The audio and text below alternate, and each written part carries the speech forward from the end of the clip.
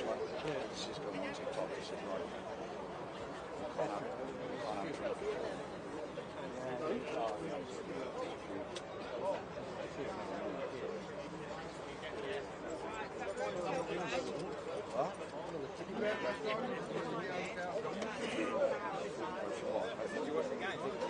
No, but I saw we lost.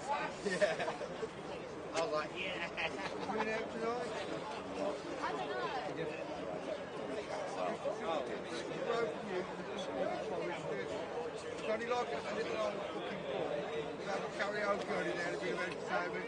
If you get pissed off, phone call. I asked my uncle.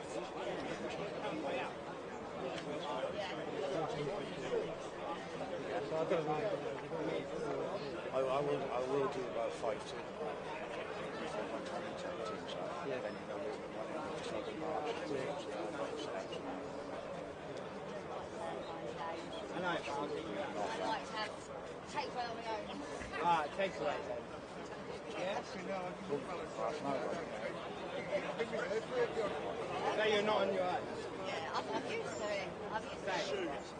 Yeah?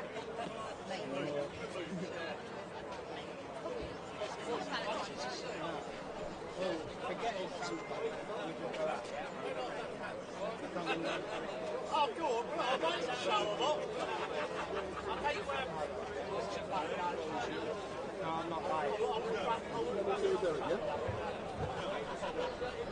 All right, darling. I'm going to come and get you in a minute. No, I've seen a lot of videos about them. Yeah. Online. No, yeah. If you don't come along with the narrative, Yeah, that's how it's going. I want to control everybody. Yeah. Well. The whole system. So, good afternoon all. My name is Wendell Daniel and welcome to StreetMic, and we're coming to you live and direct from Telford with, in a few moments, in about 45 minutes time, hopefully, we're going to be meeting Tommy Robinson. But in the meantime, I'm going to introduce you to someone who's wearing a cheap suit. And I believe most of you already know him. And I'm going to give him, hold that, Derek. So hold it up and you can advertise the StreetMic. So talk into it. So Derek, good afternoon. So good afternoon, and it's so great seeing you down there. If you look in the camera. So Derek. Oh, it's a shockproof camera then. Why are you down here yet again in Telford with your cheap suit? Why are you here, man? Because the police, social services and working people, the police, social services are still letting the working girls down as poor little kids that should be looked after. I remember the day when the police would tell us where the perverts were and they weren't. If they couldn't do anything, they would let the people deal with it. Instead of protecting these filthy, dirty, perverted people that want to rape our children. They should be executed, each and every one of them. Hold on, Derek, yeah. I was under the impression, yeah, that we no longer had the death penalty. So are you saying to StreetMic that you want the death penalty imposed and you want... Say that again? For the evil, dirty, filthy bastards that nonce with our children, yes. So you want them executed? Big up. So tell me, have you had the opportunity, because hopefully I'm going to be asking Tommy about this, yeah. We've heard about the Rochdale review. Yeah, it was released last week. See, I've done my research, man. On the 15th of last month, it was released. And some of the findings are shocking. Why, in your opinion, do you believe the best police in the world, the British police, fucked up? Because the governments and their bosses have told them to.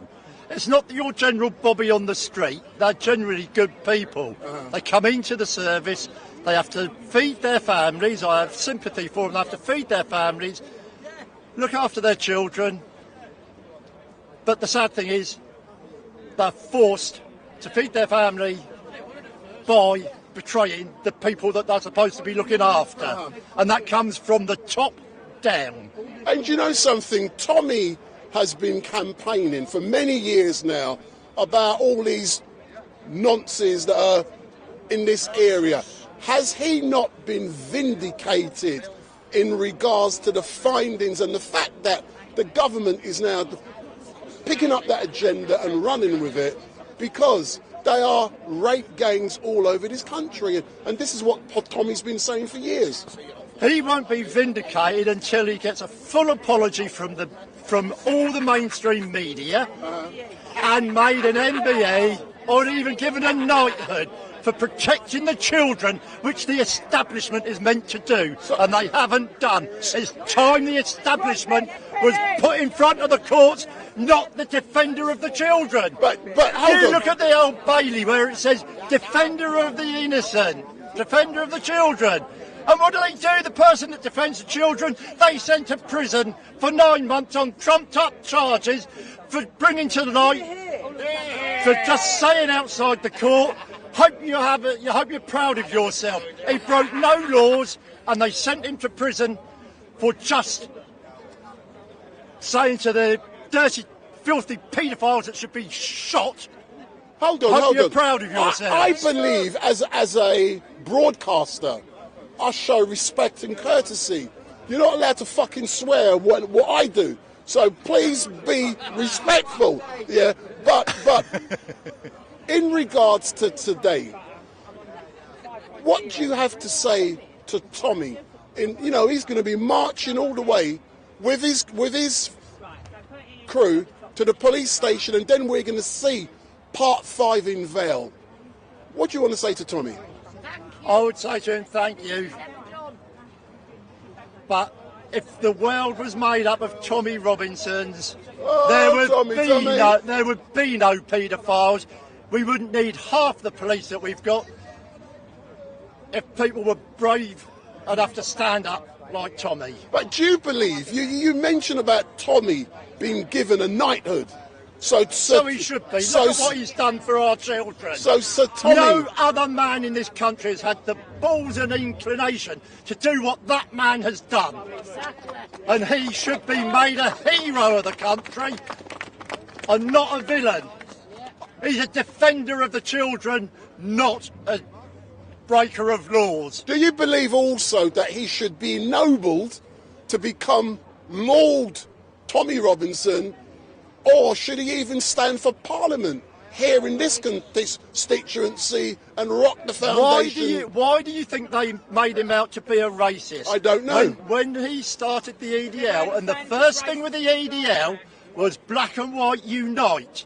There's no racism in it at all. No racism in it at all. And when it got infiltrated, he left the EDL because it was going down a path he couldn't control by the establishment infiltrating, and they demonised the man because he was seen to be brave by the intelligent people of the country. He was getting a following, and what they done, they besmirched the man and said he is what he isn't, and it's all evil. I mean, look what they've done to the post office people, hard-working people. Yeah, absolutely. And if they lied about these hard-working people that never broke a law in their lives, what do you think they're going to do about Tommy, who's getting a following? It's all the establishment to shut up anybody that threatens the establishment. I hear. To freedom of the fucking press. Have respect when I'm live streaming, please. And my final kind of rascal like you're going with. And my final point, yeah. Where did you get this lovely outfit from? If I told you that, I'd have to kill you. Yeah, you told me that last time, but I'm still alive, so... Because I didn't tell you. So, do you know something? It's going to be a great day down there. And as we look around, there are so many people who are here who've come out to support Tommy. Why do you think, and I'm going to ask them all individually why they're here, but why do you think so many people are out here today supporting? Because united, we are all good, honest people, and we want to defend our children. Whoa! Tommy Robinson! Whoa! Charmy Robinson. Anyway, thank you, Derek. So for those of you, for those of you who are watching, I know not many of you know me, but my name is Wendell Daniel from StreetMic, and this dodgy-looking geezer in front of me, his name is Derek, yeah, and he isn't very well known. He's at Speaker's Corner every single week. True or not? I was. You was, but he hasn't. I'm leading you now. He hasn't been there for a couple of weeks. Yeah, has there been any news from someone who hasn't been around for a few weeks? We have no definite news, nothing that is absolutely rock certain, but there are beliefs that she's safe and well. So for those of you who are watching, nobody knows what I'm anything referring to is a young lady by the name of Hatun Tash, and well, you know, we can chat about that later on, but this lady next to you, I'm going to move on to her. Yeah, go on, sir. Hang on, you want to talk about Hatun? Let's talk about Hatun. The same ideology that are raping our children. We just got to move because someone's going to carry on. The same ideology that are raping our children is the same ideology that want to kill her because she's left the evil ideology. That says all we need to know, isn't it? I hear you, sir. If you step forward, don't be scared of me. I'm live. Don't be scared. Come forward. Don't be scared. If he does anything, don't be scared. Honey, come round, my lady. Come round. Hold on. What's your nick? First of all, what's your nickname? I'm known as British Crumpet Butter. Everybody calls me Crumpet. Hold on. People call you Crumpet. Why are they calling you Crumpet? You got any butter? Not on I me. said that one this morning. Damn, I was going to have a lick. So Crumpet, I'm a Christian man as you well. told me that you came down to this beautiful location last night. Because you I've walk got backwards? 2 daughters, and Can I'm you walk scared to let my backwards? daughters out of the house. Why? That's why I'm here. Why? Because I'm surrounded. Where I live in Essex, I'm surrounded by people that don't speak my language. Surrounded by What's people wrong with that? No, there isn't anything wrong with that, but I do believe if I went to live in Spain, I would learn Spanish. It makes you feel uncomfortable that we can't mix because nobody understands us. It's not about race. It's got nothing to do with race. It's just to do with mixing as cultures. We should unite in music, unite in food. Unite in Crumpet. Unite in Unite Crumpet! the Crumpet, yeah. Yeah, but tell me about Tommy We should Robinson unite and Britain again to stand against this evil ideology that wants to rape our children and kill people that disagree with us. Yeah, but thank you. Yeah, but hold on, go back there, you. Yeah, why? Yeah, I want you to tell me what Tommy Robinson I've means never to seen you. Tommy Robinson, and I'll tell you what, I've never seen in all the years that I've watched him, he never speaks about Muslims, as I don't ever speak about Muslims. A human being is a human being, but an ideology is there to be challenged, as Christianity is. Christians are the most persecuted in the world, being beheaded and starved around the world. Yeah, Christianity made us fucking mighty, yeah? Excuse me, as a lady, please show some decorum. No, I swear, that's what I do. Get over it. Big up. When they show decorum for our children, we'll hold our tongues. And the more they fight and hurt our children, the stronger we will become. Excellent stuff. Why are you sticking your finger up there? Come round, my ladies, come round. Don't be scared of me. This is what I do. Derek, if you pass the microphone, have you noticed I'm advertising myself? See, that's my new microphone. Big up. So what's your name? It's Carol. So, Carol, it's so great to meet you today. Have you ever seen me before? I have, yeah. Where did you see me? 2 times ago, I think. So I'm a regular here. Yeah. So none of this is new to me, but this is the 3rd occasion you've come down here. Why are you coming here? Because I support the survivors. I support everything that Tommy stands for. Everything he says I agree with. And I stand with the children and the girls that has been groomed by filth. But I hope you don't mind me asking a personal question. Are you a mum yourself? I am, yeah. You know, being a mum, you know, and when you hear about what's been happening in Rochdale, Telford and other places, how does that make you feel knowing that there are rape gangs out there who've been grooming young girls? Petrified for my grandchildren and everybody else's grandchildren. Petrified if it doesn't stop. Yeah. I hear you. And finally, look in there, talk to Tommy. Just imagine he's watching, yeah? And don't worry about him. Don't worry about him. He's my apprentice, yeah? Talk to Tommy. Tell him how much you love him or hate him or whatever. I've watched Tommy for a long, long time. I've followed him a long time. I'll stand at the side of him any day. He's a hero. Every man should be like him.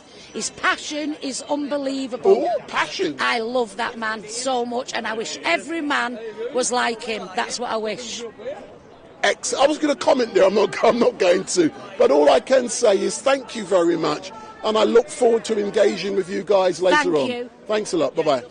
Sure. So for those of you who are watching, my name is Wendell Daniel and welcome to StreetMic. And if this is the first time you've seen me, give me the thumbs up, make your comments down below, share and follow. So I'm now going to get in front of the camera. You can see my ugly mug. If you've never seen... Look at that, shocking. So I'm going to let... So Craig is now going to operate my camera. Big up. See, he knows how to operate my camera because I've taught him.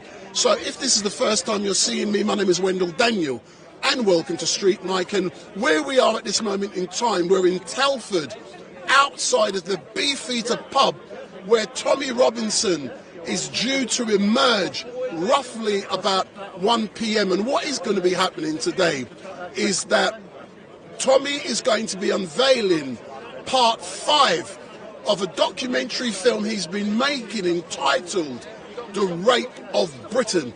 And most of you, I like to think the people who watch me are intelligent. So what I want you to do is to Google the Rochdale Review, which was released on the 15th of January, only last week. So look at the Rochdale Review and find out what has been established in regards to the rape gangs that's been taking place. And Tommy very soon is going to be exiting this building. Hopefully, I'm going to get the opportunity to interview him. And then we're going to be making our way to Telford Police Station, where a protest is going to be taking place. And then we're going to be going to watch the unveiling of part 5 of his provocative documentary film. And don't forget, if you are going to be offended by the use of the terms Muslim rape gangs, go away. Don't be watching. Don't be watching. I'm not taking sides. That word is going to be used on many occasions today. So if you're going to be offended, go on another channel, go and watch the BBC, go and watch Coronation Street. Don't be watching what is going on in here in Telford today. So do you want to come and say hello? Don't be scared of me. Don't be scared. Don't be scared. Don't be scared. Come on. Come on. So we've got a guest. So I'm going to invite a special guest down here, and he's a bit scared. So come, sir. If you look in the camera, what's your name, sir? Martin Whitehouse. So Martin Whitehouse, yeah. Why are you down here today, geezer? Because I'm here to support Tommy and everybody else here in the fight for our children. And to all the police officers out there, you bunch of idiots, get yourselves together. I'm picking my words carefully. Idiots, IDIOTS.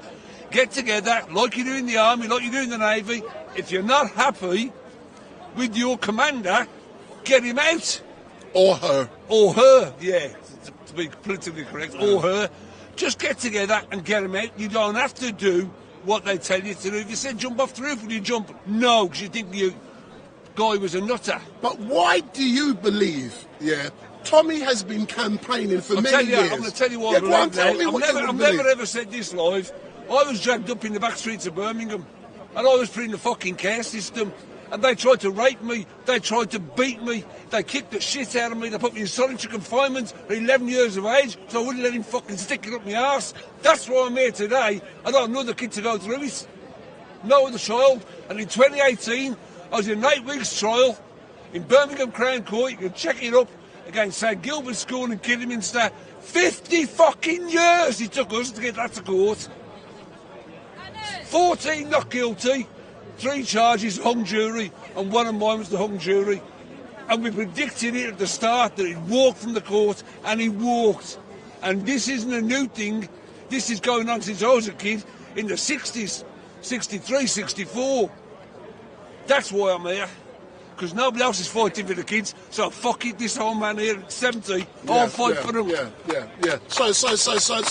So from what you're saying, you have experience similar to what has been experienced by children all over this country. Yeah. So it was important for you to be here. I've come to all of them. To support Tommy, but why do you believe that the police have not done... Because it's quite simple. Done. The police and all the chief inspectors, 43 across the UK, every one of them are bought and sold for by the WEF. They're corrupt. We've got to get the corrupt coppers out and get real police in. But how do you get those corrupt policemen out? How do you do it? What is your solution? Okay. The head of the snake. The chief constable. Get rid of him and then work your way down. The question is how? Get the police on side and get the police to out them. Refuse to work for them. That's how you get them out. I hear you. So are you looking forward to what's planned today? And are you looking forward to Tommy Robinson exiting that building in front of us? Listen, I got the greatest respect for Tommy. That man stood firm for years and years. Looks like David Icke, just like Carol Woods. Icke? Yeah, Icke. Carol Woods. You know, social services. She stood by it. Melanie Shaw, Jeanette Archer. The list can go on and on and on and on. Yeah. They're still here. They're still fighting. And so's Tommy. Excellent stuff. They put him in prison everywhere. He ain't moving. He's staying. Excellent stuff. So thank you very much, sir. And it's great that this is the first time that you have publicly declared a very traumatic experience you went through as a child. Beaten up, stamped on, battered. I had butted the brother with the back of my head to get him off me. And the next day, smashed me in the face with a fucking roundless bat. Yeah. I hear you, sir, but thank you very much. And don't forget, for those of you who are watching, my name is Wendell Daniel. Big up. And welcome to StreetMic. And we are down in Telford with Tommy Robinson, and he is in the building, I'm led to believe, and very soon he will be exiting, and hopefully I've got questions to ask him, man. So if you're watching, Tommy, Wendell wants to chat with you, man, and I'm also going to ask him some questions about Rochdale, but those of you who know Tommy will know that he's a Luton fan, and he's currently got a football banning order. So Tommy is not permitted to go on any football ground to watch his team, Luton, in the Premiership. So I want to ask him about that and what that's like. But don't forget, if this is the first time you're seeing me, give me the thumbs up, make your comments down below, share and follow. If you don't like me, put it in the comments. If you think I'm an idiot, put it in your comments. But I'm here and you're watching me and I know you love me. Mwah. Listen to me. I think he's coming across the bridge.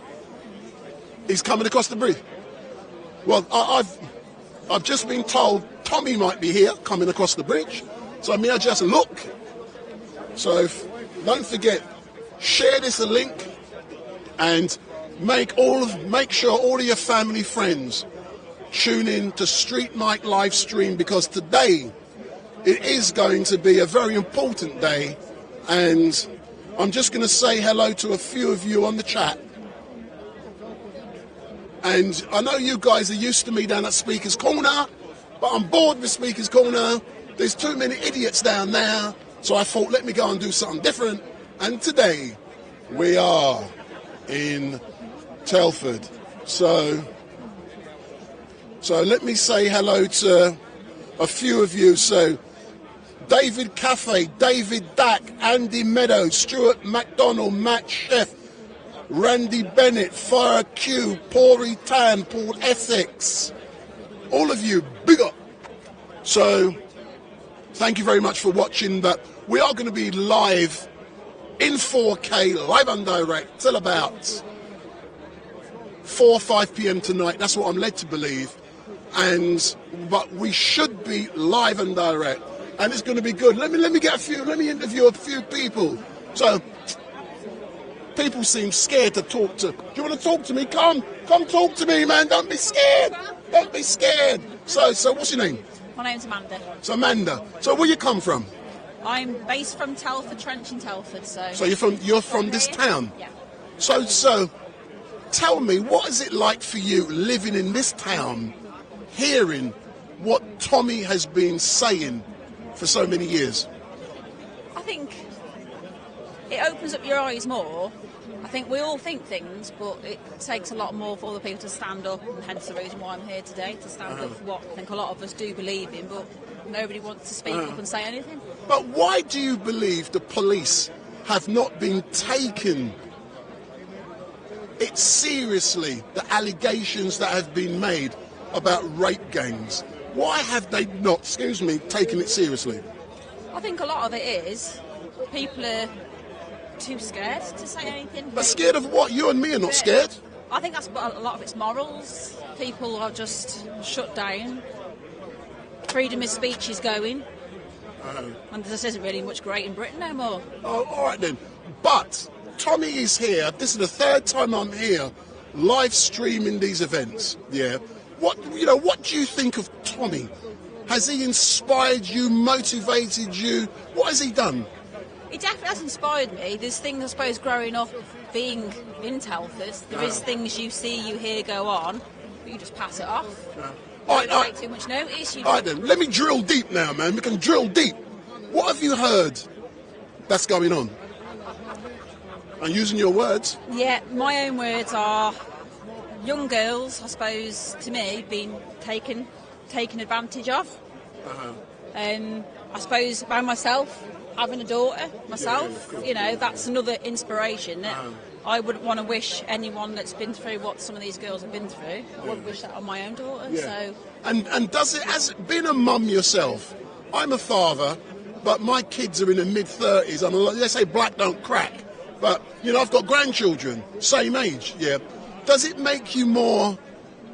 What's the right word to use? It does fire you up. Yeah, I must admit, and it does. And obviously, like I said, I've come from a school, like I said, where you see and you heard things going on back in the day.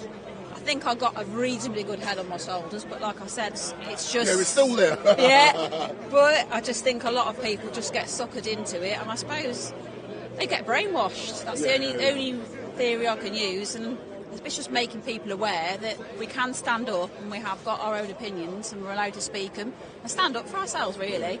Excellent stuff. So thank you for the opportunity to interview you. And I don't want you. I don't know if you see what I could do if you permit it. I can interview your daughter, but I can turn her face so she doesn't, and I can just get the sound, her voice. How's that? Can I do that? Who's that in the background? Is that Mummy? Yeah, this is my mum. Hey, Mum, come forward, Mummy, come forward.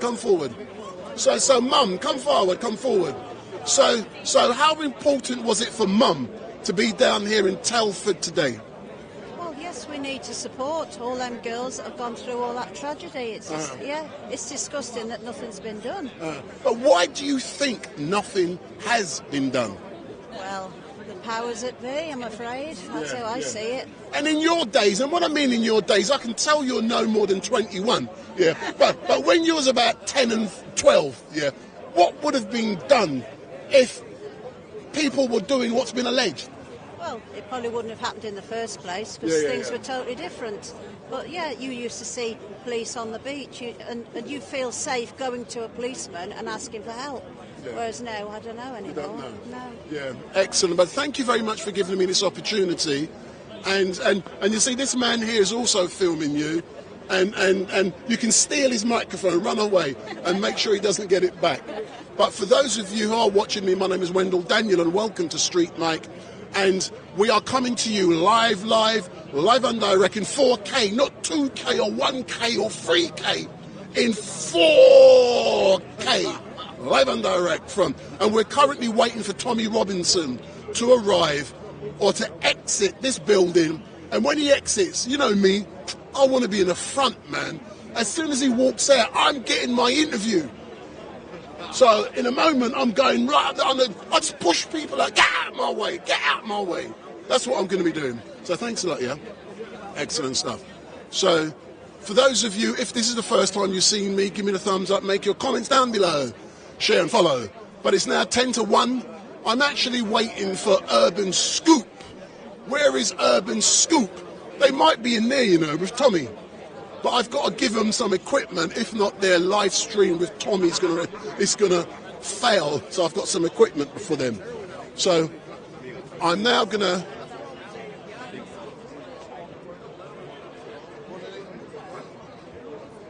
What I'm gonna do? I'm gonna go there because normally that's where he exits. Yeah, normally he exits the pub. So when he exits, I always grab him. So I'm going up the front. Oh, you know me, I'm always in the front, man. Come.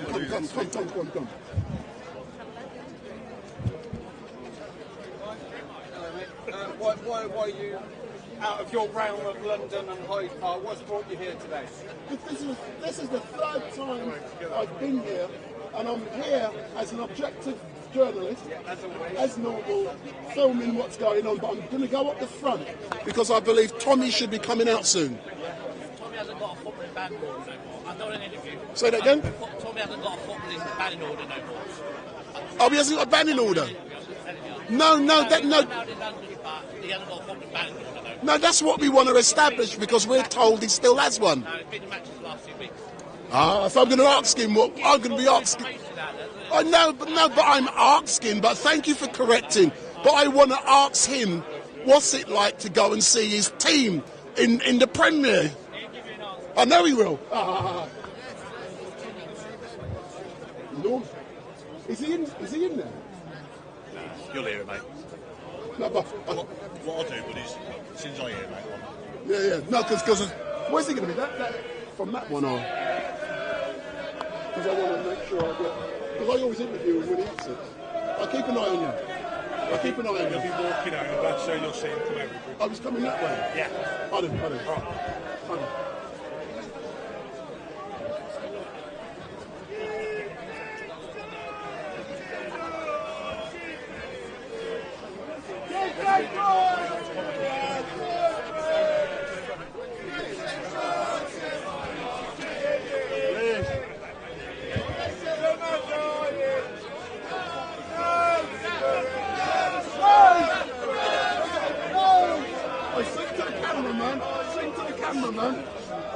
Que se George me out, keep me English.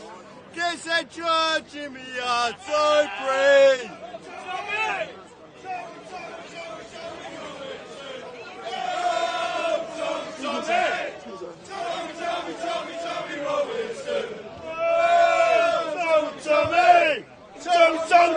Tommy Robinson. Tommy. Hey. I'm England till I die. I'm England till I die. I know I am, sorry, I'm England till I die. England till I die. I'm England till I die. I know I am, I'm sorry, I'm England till I die. England till I die. I'm England till I die. I know I am, I'm sorry, I'm England till I die. We're here for fun, kids. Understand that. Don't put my face on that. No problem with that. Don't put any face on that camera. It's about kids. Yeah, it's about kids. No, of course it's about what's going on. You know the score, mate. Of course, man. No, but we interview people. Give your story. I want to know where the kids. We're not racist.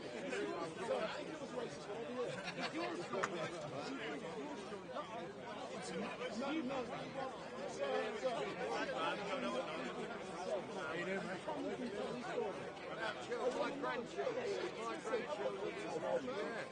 and they're getting ready to say, like, they got me. And years ago, they got run out the middle. They got run out the middle. We are. We're trying. We're trying. No. We're trying. We're trying.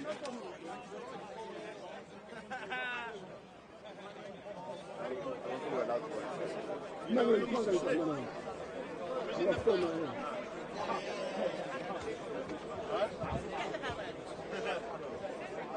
Big up, you good? You're good, man. Huh? Oh, right. Yeah. What's that going on? Huh? I'm live. Huh? I'm live. YouTube. Yeah. StreetMic LiveStream.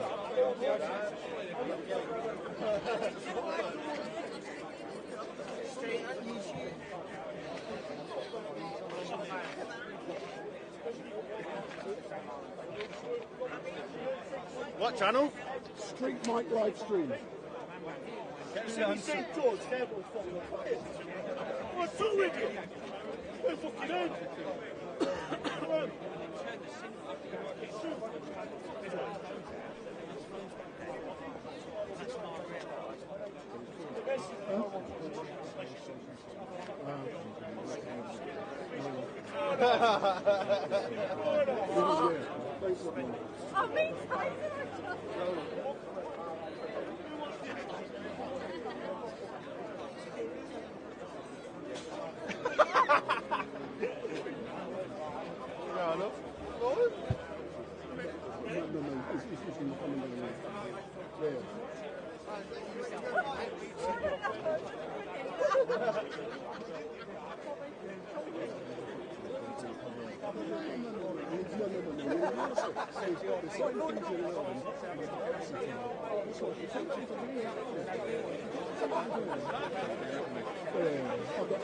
That's why I was a bit skeptical and saying, listen, be careful. And sometimes you have to listen, and when you make a move, if not, listen, it's a cloud economy. Yeah, just follow. Hey, what's happening, man? You good? What's happening, Yeah. Yeah, not too bad, not too bad.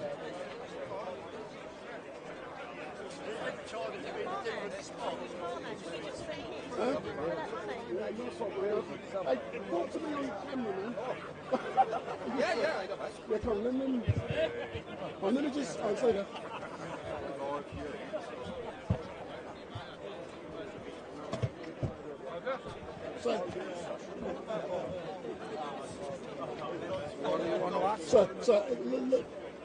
So look in the camera, sir. So let me just. So can you introduce yourself, sir? What's your name? Richard. So Richard, yeah. We know why you are here, yeah. And Tommy Robinson has been campaigning for many years about children being groomed, about rape gangs, etc., etc. Yeah. Last week, the Rochdale review was published, and there's been findings, so it's vindicated what Tommy has been saying for so many years. So why do you believe the police have not been doing the job in protecting our children for so many years? It's a hard question because I don't know the inside workings. I do think it comes from higher up. It's not a new phenomenon. You only have to look at Jimmy Savile, how far that went up. Cry for Freedom, the film, where is the child grooming. So it's a national disgrace, really, and I can't understand more people who want to speak out against it because it's children at the end of the day. It's children, Of course, you know. So tell me about Tommy and what he means to you. Well, I just think he's there, he's spoken out, and it takes a brave person because obviously he's lost everything in his life, hasn't he, you know? And I don't know him personally, and I can just see what he does, that's all, so I can only judge him on that, and to me he's done a good job, you know, against adversity, basically. So for you, Tommy is a hero, yes or no? Well, yes, yeah, for what he's done as well. I don't like using terms heroes to people, but yes, what he's done, he's basically, he's gone to jail and everything for his rights, and history will prove him right in the end, because a lot of people went to jail and then they were proven they were right. Yeah, that's right. They were wrongly convicted and everything, you know, you only have to just look like Horizon. Yes. And the post office. Yes, exactly, you know. And the true people who need to go to jail never go to jail. That's what happens. But some people have already said to me today that they believe that Tommy should be recognised for his work, by the people in Westminster, and he should receive some form of nomination, or Tommy being ennobled, like Lord Tommy Robinson. Would you support something like that? Well, yes. But what it is, he's from Luton, he's not Oxford educated, so, that's why I think when he says things, it's from the heart, because he hasn't had elocution lessons, he hasn't been told what to say, he actually says what he believes, which I believe that, and good on him. But the great thing about Tommy, and I've already told this to his face, I used to believe that Tommy was racist. Used to. Yes. I changed my views after doing my own research, and you spoke about he's not Oxford educated, but he went to the Oxford Union and he gave an amazing presentation, and that was what changed my mind about what he's... And I've told him that to his face here. Well, yeah, if you say the truth, it doesn't matter what accent you got, how eloquent you say it, it's whether it's truth or not. Truth is truth. Yeah. That's it. I hear you, but thank you very much, sir. Thank you. And I'm going to try and get Tommy Robinson to do an interview with StreetMic. Thank you, Wendell. I'm far right, by the way, extreme far right. Hey, we all are, right? We all are, right? As soon as it's Sunday, you're looking extreme far right. You said that you want to that you changed your mind. You want to be Oxford Union, you changed your mind. But I'll engage with you. I've got to go down that way. I'll come back here. Yeah.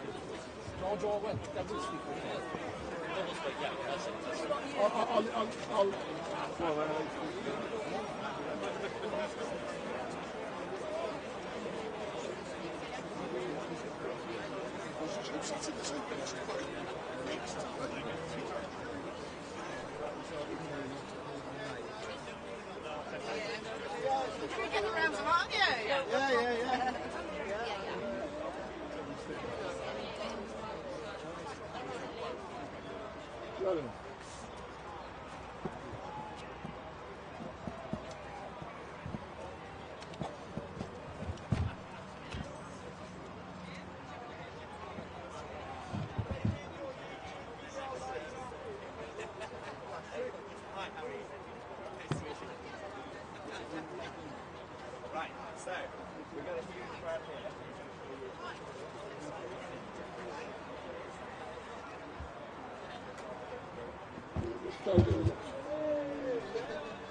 There's a lot more here than the last. Yeah. The first one, there was Ram, man. What was it? Yeah. The second one, it wasn't. So this is the third.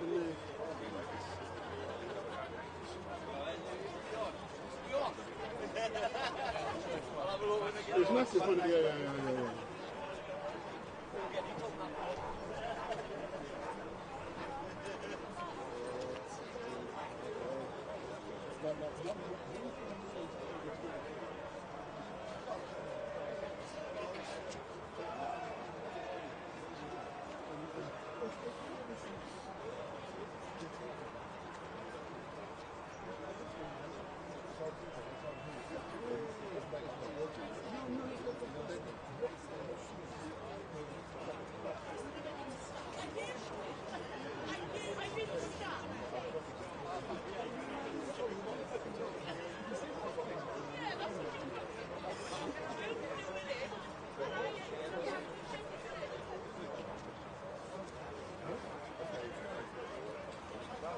Is he live? StreetMic live? Yeah, it looks like I'm here, Babs. I am here. I am.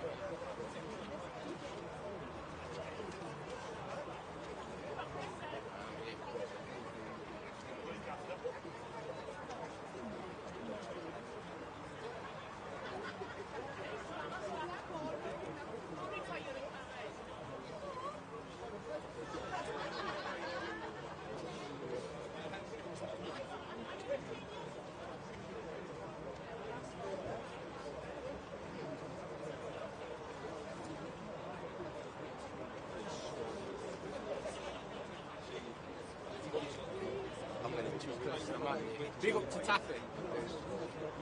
That's about it.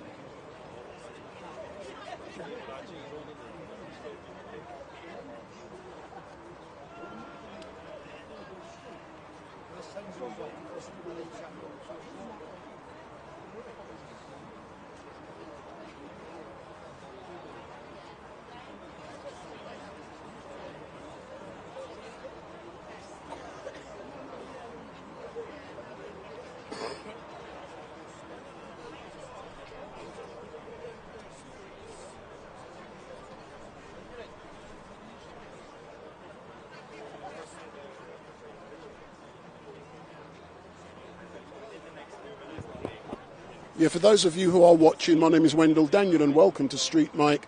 And we are coming to you live and direct from Telford. And very soon we are waiting for the arrival of Tommy Robinson. And I would estimate there's about 500-600 people already here in the crowd. And when Tommy does arrive, we're going to hear that, oh, Tommy Robinson. And what I've tried to do already is to engage with people. Do you want to see my ugly mug? Let me go around the front.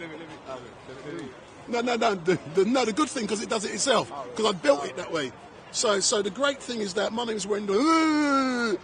If you've never seen me, give me the thumbs up. Make your comments down below. If you want to see what I look like without my hoodie and without, see, I've got a bald head, man. See the bald hair, slap head. Listen to that. But I'm normal, man. You get what I'm saying? So this is the third time that I've been down here, and you know, I used to believe, and I'm not scared to say that Tommy Robinson was a racist.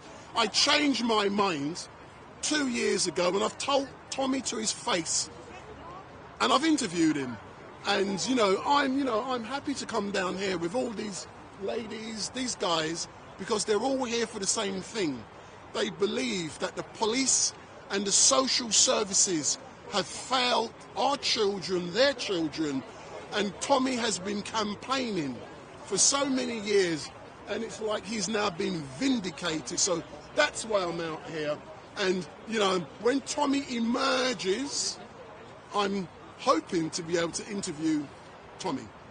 So we're currently awaiting for him to arrive, but as soon as he arrives, we will be, and I'm going to turn the camera around to show you exactly what's going to be happening. So when Tommy arrives, what will happen is that you can see over there, that direction, that's what we did last time. We went where you can see the vans. Tommy will walk, we'll all walk up there, we'll all walk across that bridge, and then we'll go over to that side of Telford, and then we'll make our way to Telford Police Station, where a protest will take place directly outside of Telford Police Station, and then we'll be making our way to a site just down there somewhere where part 5 of the documentary film, The Rape of Britain, will be unveiled. So Tommy is due. He is due any second, any minute. He's running on black man time at the moment. He's late. Latino time. So he's late. So there's the old bill there, and we have the best police force in the world, in this country, and I maintain that. See, they're smiling, man. I'm buttering them up, like we have the best. Hey, give us a wave, gentlemen. Give us a wave. See, these are the good ones. These are the good ones. But every now and then you get dodgy coppers. And I've got no problem in saying that. But what I'm going to be asking Tommy about is why. And we're talking about the Rochdale review. And we've heard about that report. It was released last week on the 15th of January. And our children has been failed. So I want to know why the police and social services has failed our children. But I want to chat with Tommy about his good old Luton Town Football Club, who are doing so well, and I believe his banning order has been lifted, so he may now have the opportunity to see Luton Town in the Premier League. So excuse me, come round and talk to me, man. Don't be scared. Come round. Come round. This is what I do, man. I chat. Hey, listen, man. I just turn my camera around, you know. You see how it works now? Yeah, come forward. So, what's your name? What's your name? Come, man. You don't look shy. Are you a shy lady? Hey, sir, come. Let me ask you a few questions as you're a filmmaker. Don't be scared, man. No? Have you ever known a filmmaker to be scared? I see this man in London all the time, true or not? Yeah? Who's ever heard of a filmmaker who's scared? Are you ready? You want some questions? Come on.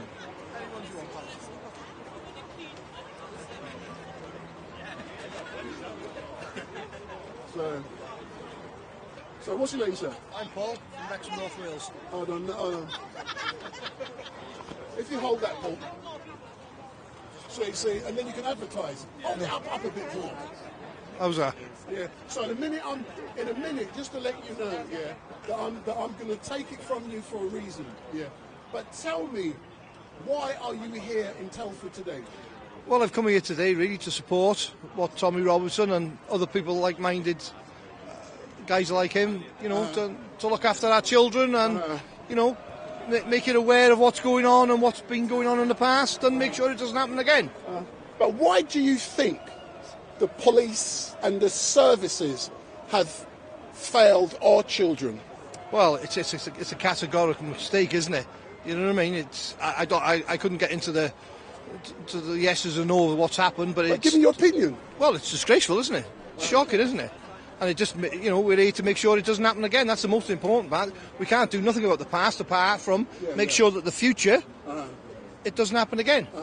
Are you surprised at the amount of people who have turned out today to support Tommy's call to come out on the streets and let's protest? Absolutely, yeah, absolutely. I'm not chucking anything in, but I'm disabled. But I've made it my way to come here today because I feel so strongly about it.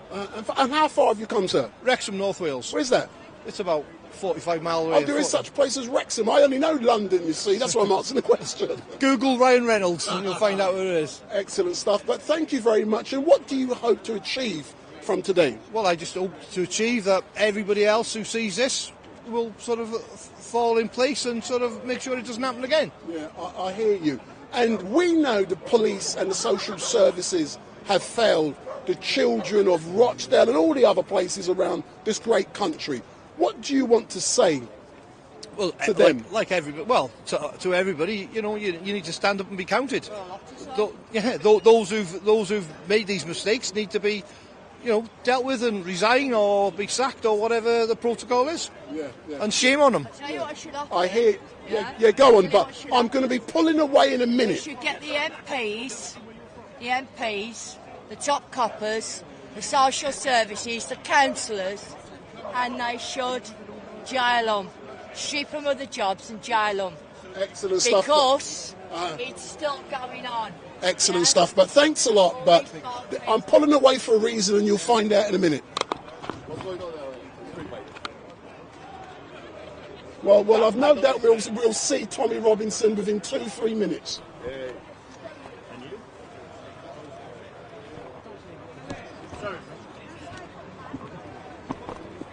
Stick that on my back.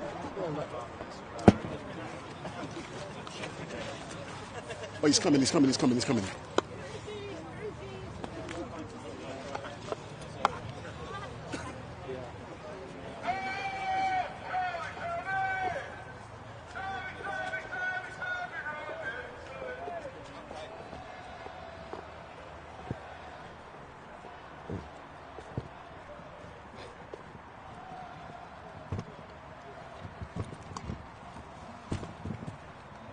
So there's Tommy Robinson now on, hopefully.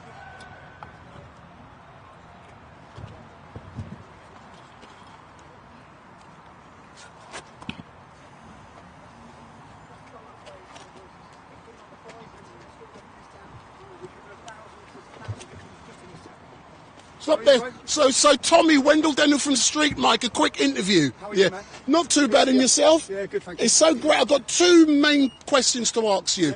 Let's talk about the Rochdale review. What's your assessment on what was disclosed on the 15th of January a few days ago? It's what we all knew. It's what we all know. But one of these independent inquiries needs to be done in every town and city. Now, what we understand, we've had one in this town. The independent inquiry in this town identified over 300 Muslim men that were involved in the rape of children. We're in Telford, yeah? There's only 1,000 Muslim men. 30% of them were involved in raping children. That's what the independent inquiry, the police investigation found 200. In that police investigation, they identified 200 men that have raped children in this town, 200 Pakistani, predominantly Muslim men. They've only prosecuted 11. If you watch episode 5 today, you will find out why there's only been 11 prosecutions. The police actively, purposely leave the victims in harm's way. They do not protect them, yeah? And they keep saying things have changed. All things have changed. No, they haven't. Yeah? They have not changed. You're still in cover-up mode. You're in cover-up mode. We need these independent inquiries in every town and city. The government needs to intervene. They need to interfere. So yeah. And today is episode 5. There's 1,000 victims been identified in this town. Yeah. We are on episode 5, and each episode tells a survivor's story. Today's story is episode 5. So the disgusting thing that we could do 1,000 of these films in this one town. And what you see in this film is who else is affected by it. The mother, the sister. This survivor has a sister with learning difficulties who hasn't left her house for 4 years because of the gangs. Yeah? The gangs still run this town. They've set fire to everything. They blew up my car. They blew up survivors' houses. None of them have been prosecuted. What you will see in this film, the police, they turn up and jump out of cars. They baseball bat up and attack a woman. They left their blood when they smashed the windows. No arrests. Their blood was on the car. No arrests. Their DNA was on the bottle from when they blew my car up. No arrests.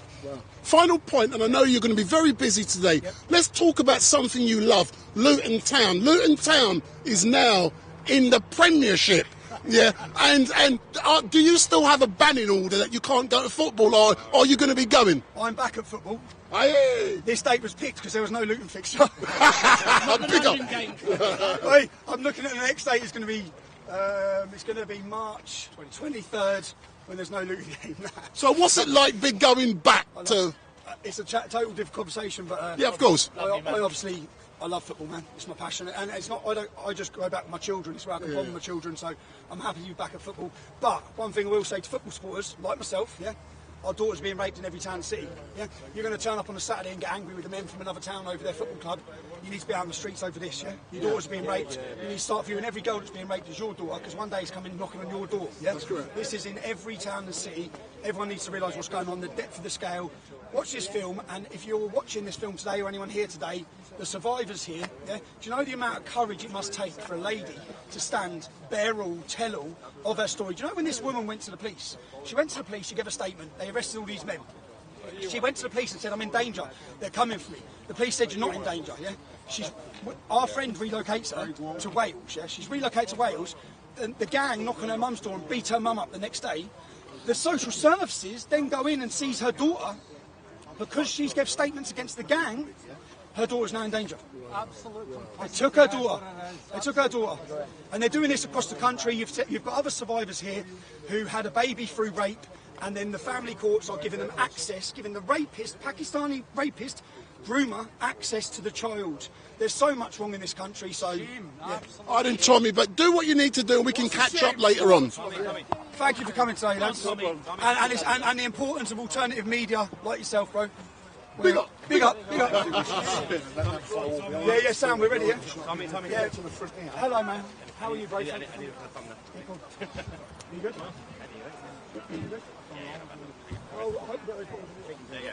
Maya 2C here as well. Hang on. There we go. Ready. Right, let's go. Hey, Tommy, I was thinking you were before you got this. Maya, what sport are you here today in Telford? What are you? Thanks for coming. Thank you. Well, because you're not really going to get Right, proper coverage is on the everyone ready? mainstream media. Let's go. You have to rely on alternative media. We can't open down the ring here because it's technical. We go through the train station.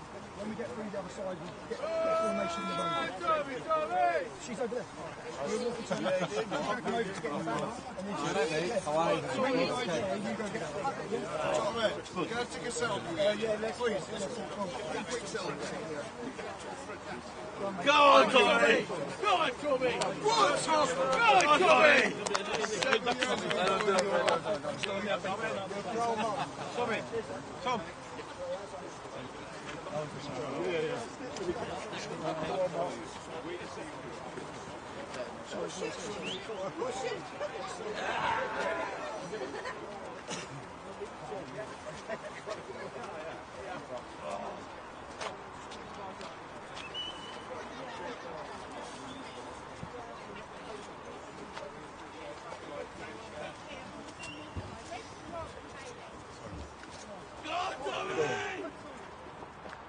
Thank you.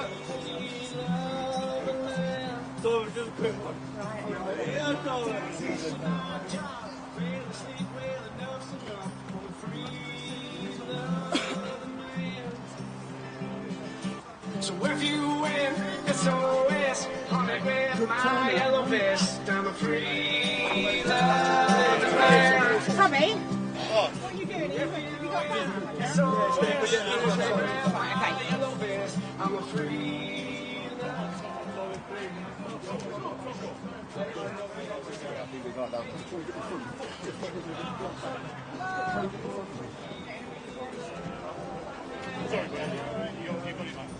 Mr. Johnny, Mr. Jones, and the right Tommy Robinson.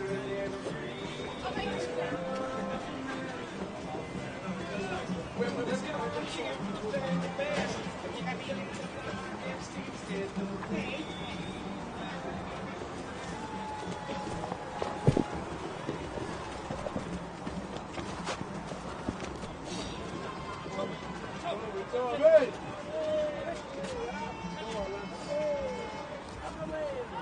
I've been training on the beard.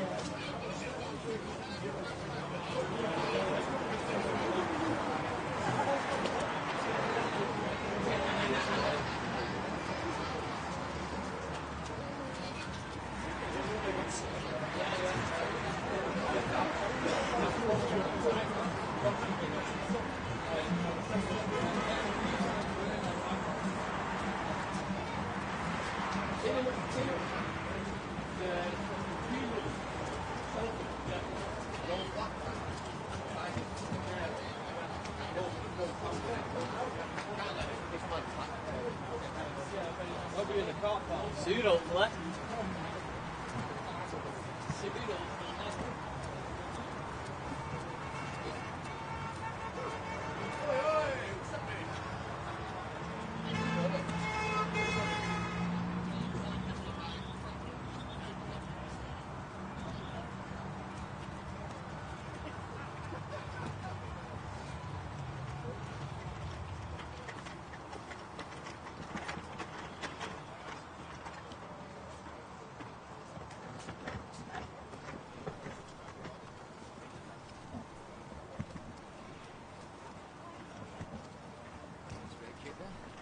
Huh? Yeah.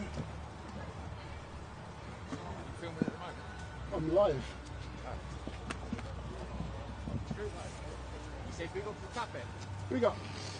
Can't look at the camera, do it, right? Not having it. Well, let's hope we big up tap. We'll take it big up, right?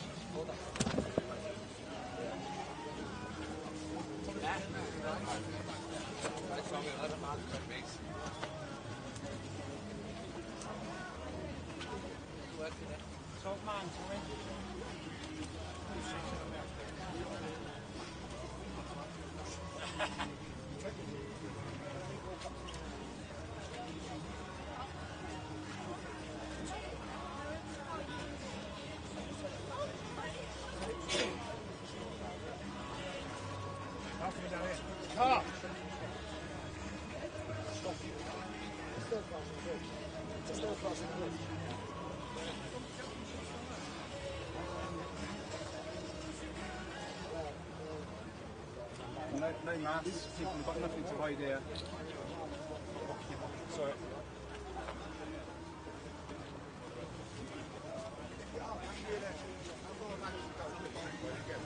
You're still crossing the bridge. You're still crossing the bridge. At the other end.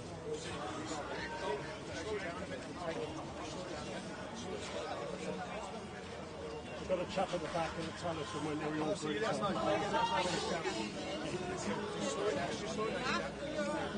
So today as well, where's the camera? So today the main police issued me this, Section 12 and Section 14. Which they know we're not going to try and go off route, we're not going to try and divert anywhere, we're here for a peaceful protest. The far left activists, most of them supported by the Labour Party and by local politicians in this town, have already tried to get access to this area. I think they've arrested 6 of them. But they had to issue both sides with this paperwork. If anyone deviates from the route we're saying, they'll be arrested. So it's given the police the powers to arrest the violent activists that and the police have actually facilitated everyone.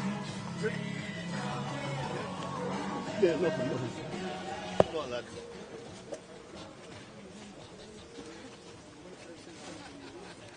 A good turnout today,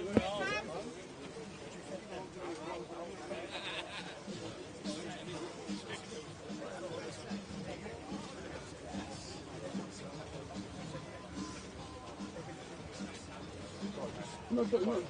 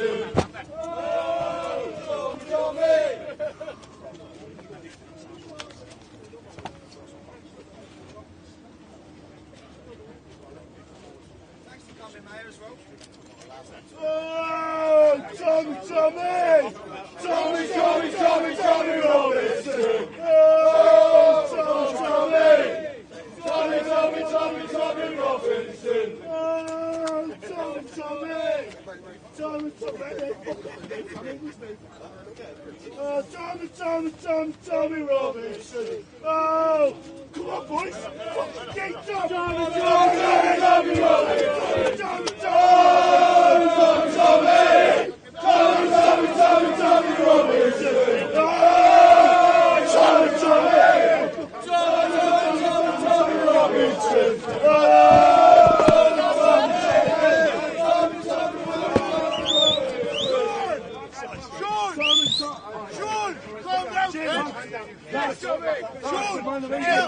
That's the man of England.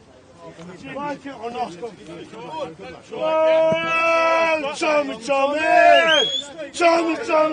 Tommy Robinson. They're fucking babies, and they made me move. Everyone behind the banner! Everyone get behind the banner! Can everyone move behind the banner, please? Move behind the banner! Everybody behind the banner! Yeah. Right. Just get everyone behind the babies. Can everybody get behind the banner, please? Families have gone through the way they've been violently targeted by gangs, and the police failures to deal with it. We're going to be disgusted. We pay our tax to protect people. Everyone behind the banner, guys! That's what's going on in these towns. Nothing's changed. Nothing's changed. So we're here to tell, this is episode 5 of our series to make Britain. We could do 1,000 episodes in this town because there's 1,000 victims in these gangs, just in this town. So that's why we're here. And we're going to we're staying here until they close the road. Once they've closed the road, then we're going to go up there. That's why we're staying here for now until the road gets closed. And if everyone just dress behind the banner, if everyone just get behind the banner, please.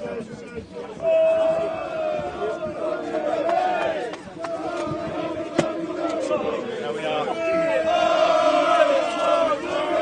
As you heard. Right, if you can get behind the banner, then we'll start moving on the road. Ladies and gentlemen, behind the banner, please.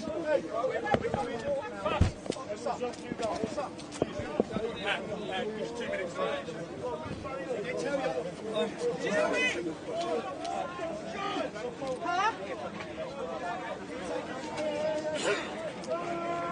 Okay. No, they're closing it now. Because what we want to do, we want to give you maximum exposure. Yeah. No.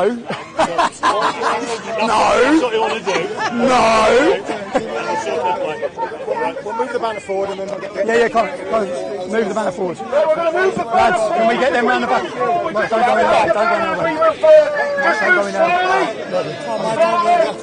No, only 10 this road, yeah? Just speeding back to get the road closed.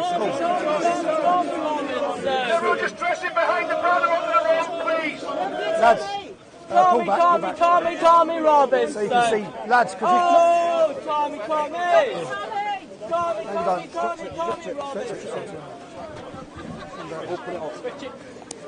we'll literally go to the end of this road, and then you can go back to Caz, yeah?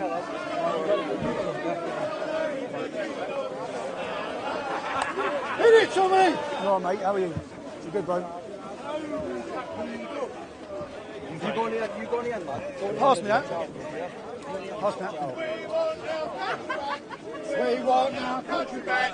We want our country back. That is We literally want our how our country daughters back. are being treated. In every town and city, our politicians don't care, the police don't care, our daughters are being treated like fucking halal up and down this country. Cheers, bro. You alright, darling? How are you? I'm good, thank you. Slow down.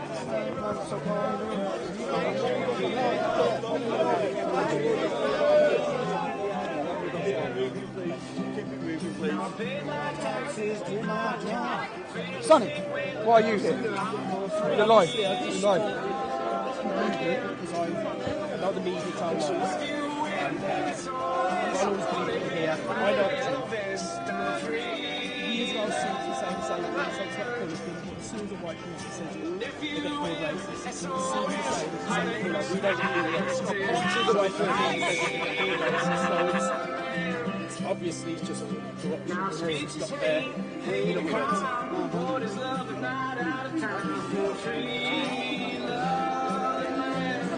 Come on, Tommy, let's get in there, son. Come on. Mr. Jones, it's around Tommy Robinson, you're the freedom. This God here will defend the best. I keep it covered up like Epstein's dead. I'm a free. Lads, Andy. So when we get to the top of the hill, Karine's going to go back to the car with Kaz. Is there anyone that can walk out there with you? Do you walk her back to the car? Yes, Sam. Come on, boys. How are you, bud? There you go as well. Ready? Richard, when we get to the end of the road, Karine's going to go back to the car. When we get to the end of the road, Karine can't walk this far. So when we get to the end, she'll go back. Stop!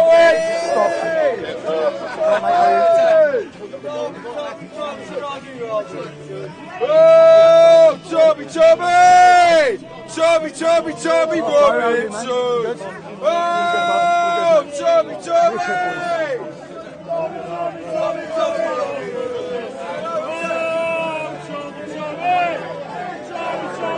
Yeah, go in. Get them out of the shot, man. Get them out of the shot. Walking on with beans crossed.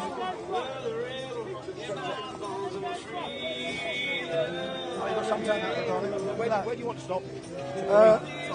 We'll stop here for Karine, yeah? Just stop at the end, stop at the end. All right, boys. Nice lads, how are you? Do you want me to get on the table? We're going to go back now. Kaz, you're going to walk back there. She's going to go back now. Where's Martin? I'll bring her this way. Go this way. Martin, this way. Okay, yeah? Okay, look.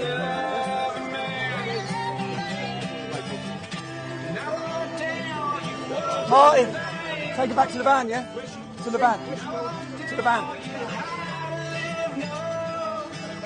We're ready? Yeah, she's down to the van. Come. Let's go.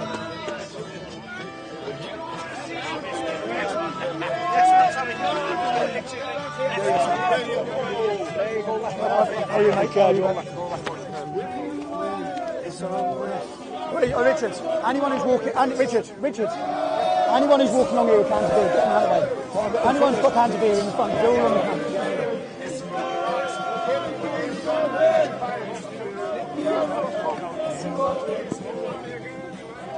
I don't know if you're watching this, how it's looking behind me, because I'm so short. I can only see 3 people back.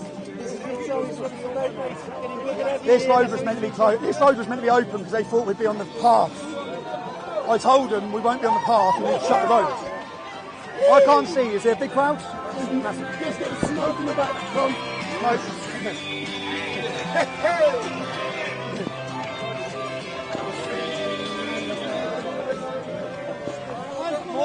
Nervous, aren't I, bruv? I was nervous. Cheers, bruv. You come from Glasgow? You come down from Glasgow? Fair play, boys. Did you hear that? The Gorbals. My dad was born there. That's where my dad's from. Yeah, lads. Wait. You've got... Laugh. Yeah, go on.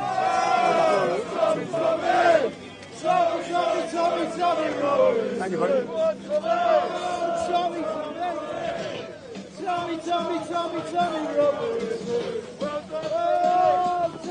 Well, I'm too short to see. Pull the bonnet down. I can't see how big it is. It's going to banner me. Look.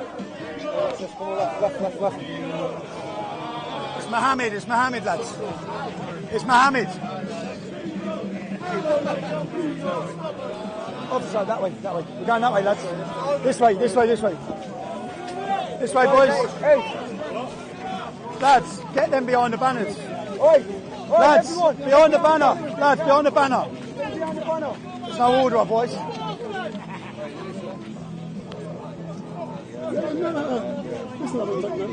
What's that? Yeah, I know. I will be soon. Cheers, boys.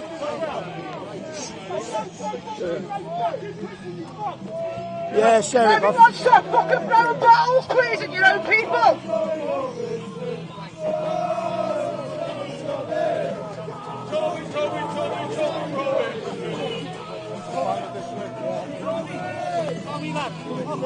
Stay for the throat and you have that StreetMic and went for Prime Minister. I can't hear it, what's saying? How come you haven't just went for the throat and went for the Prime Minister? I think because I'm always waiting to go jail, bro.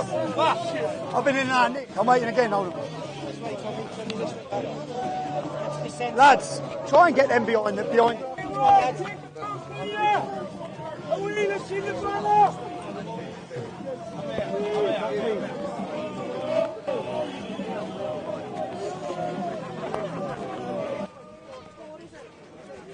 What's that flag? What's that flag? Ask him what it is, lads.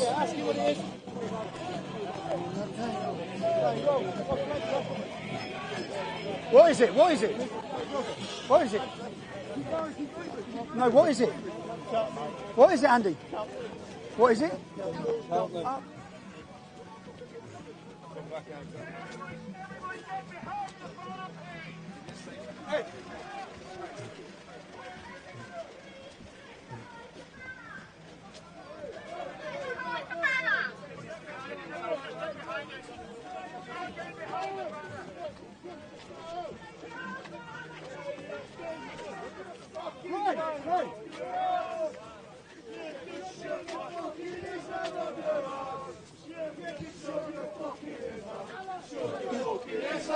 Shove your fucking Islam up your ass! Who the fuck is Allah? Who the fuck is Allah? We want our country back. We want our country back. We want our country back.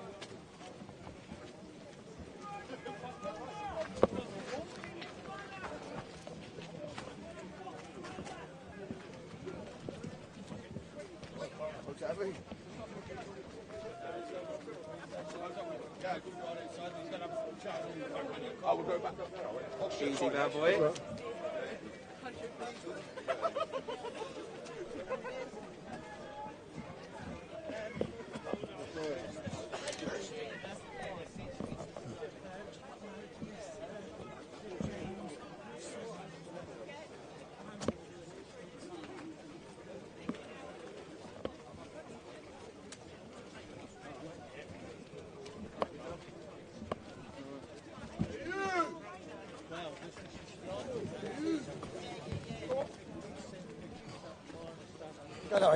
Go see it.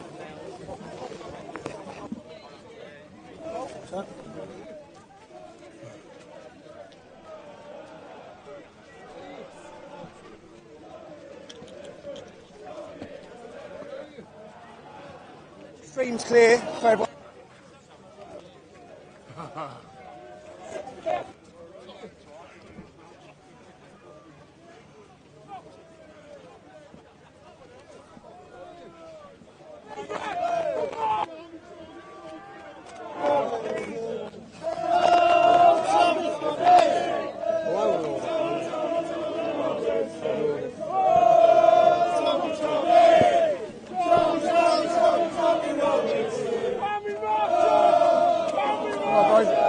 Ready? Come on, let's go.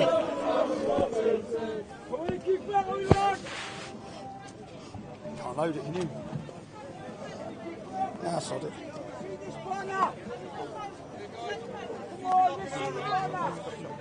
Just round this corner. Next fight, and then we're there. Back to the stage.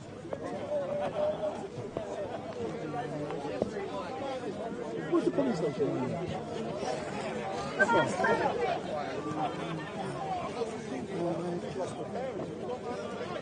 Right, little man. Yeah, we're going right and then we're at the police station. We'll go right and we're at the police station and then we're going back to it. No, we're going back that way. Yeah, good. Right, to the right. That's better.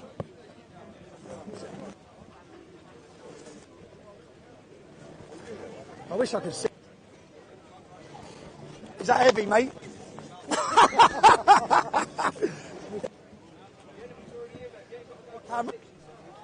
LiveStream is really struggling. He's got a big red head on him as he's carrying the camera and bags.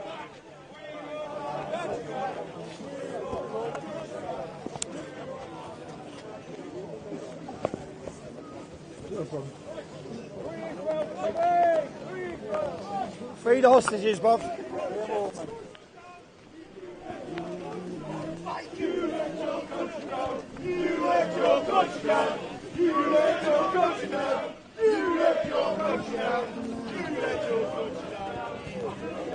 Can you get some, lads, can you get some good photos to see the crowd? Can you get some good photos from above? Like, only because I'm too little. Thank you. It's a nice body warmer, isn't it? Yeah, look at his body warmer if we're live. Look, that's nice, isn't it? It's good turn, Okay. Yeah. Should have shut the road, lads, shouldn't I? What is wrong with you? We told you, shut the road. No, we're not. I'm not. So carry on. Just carry on. Just carry on. Carry on. It's not our problem. It's not our problem. It's their problem. They should have shut the road. I told them yesterday you need to shut the road. Go over here. I did tell you. I did. In our liaison with the police, we told them to shut this road. I know, I'm just speaking because of the time. It's very important everyone gets behind the banner so you don't get ran over. Yeah. Someone hold it that egg. You got it, boss. Go that egg, yeah? Is it? Very good. Wow. Aidan, get shots from there of the crowd that way. Yeah? Look. It's you're in the way. Yeah, Sam. We got Richard, we're going straight to the police station. But, Richard, we need the banners. Ring him. Ring him.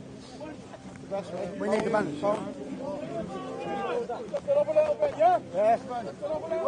I won't be able to see us, will we? Won't be able to see us, bruv. I'm only little over here, bruv. I'm only little over here. I'm only little over here, bruv.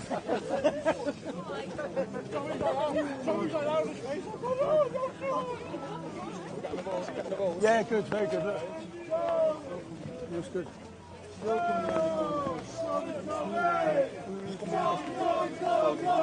Take them other ones, Tom, done them together, you know. Double what? Yeah, I know. The last one. Well, no, it's because we're back on social media, bruv. As well, so we can reach people. Yeah. No one knew we were...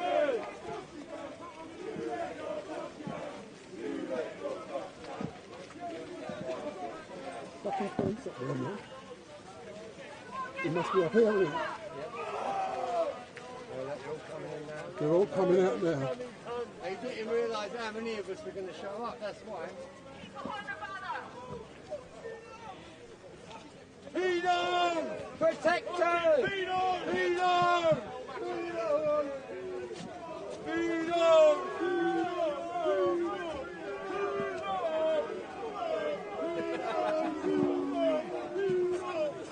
Naughty bastards!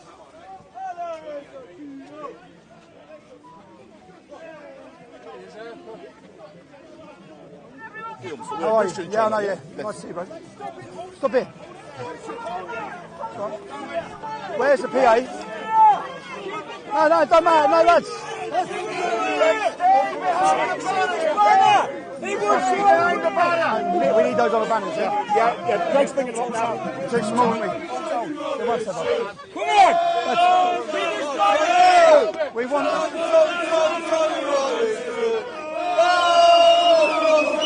Bring the crowd round that way. Come round. Let them all come round that way. Come round that way. Come round. You all right, mate? Thanks. Cheers, thanks for everything. Thank you, Tommy. Thank you, mate. I mean it. We're waiting here. We're just waiting here. Lads, hands up. Thank you, Tommy! Cheers, Rob. Hold that. Hello! So everyone, just 2 seconds, yeah? We're just waiting for some banners. We've come up here to the police station. When you watch this film, you'll understand why. Right, no, listen, shush. Listen, right, individual police officers, it's not against them, okay? So we don't want any disrespect, we don't want any anger. When you watch the film, you'll be frustrated. We've been failed from the top down. It's politicised policing. So, Richard, where's his banners? We're literally just waiting. We've got some banners. We want a photo with all the crowd holding up these banners, talking about how the police have literally facilitated, accommodated and allowed torture, rape and murder of our daughters. Shame on you! Shame on you! Keep the peace! Shame on you! Shame on you! Shame on you! Shame on you! Shame on you! Shame on you! Shame on you! Shame on you! Shame on you!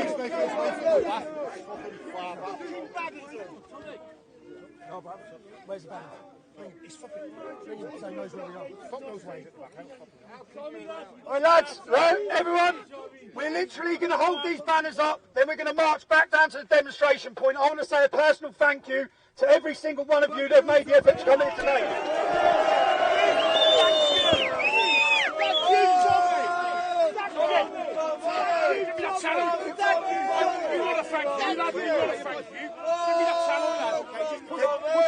Where are you, mate? Make a pass. Tommy Robinson! Oh, Tommy Robinson! Oh, Tommy Robinson! Love you, Tom! No.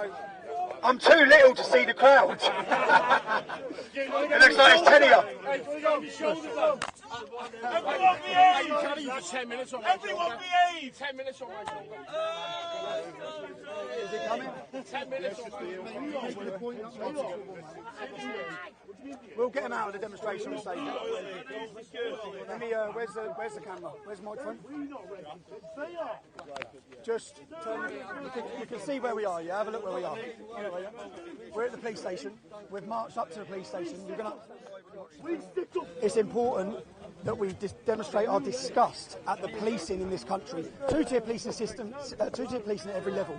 When you witness what has happened to these girls and the police inaction, as recently as last year, then you're going to see it in the film.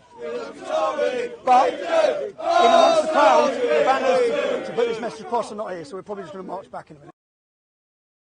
We've got a long film, we've got speeches, people have travelled here, it's cold, and if you're watching this at home, we've got a great turnout. This is the start of momentum for summer, and then we're not going to end. So we're going to pick another city. You'll see the images. Hold that. Is that the banner? Hold this. Hold that. Get everyone back then. Yeah, I know. Well, you want the picture with everyone behind you. Yeah. Do you want everyone behind it, yeah? Yeah, so hold. Someone take the picture. On the minute. There's 3 of them in there. There's 3 of them in there. Well, you're going to have to get everyone out of the way, look. Push back!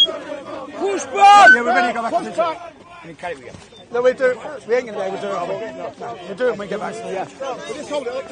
Hold up.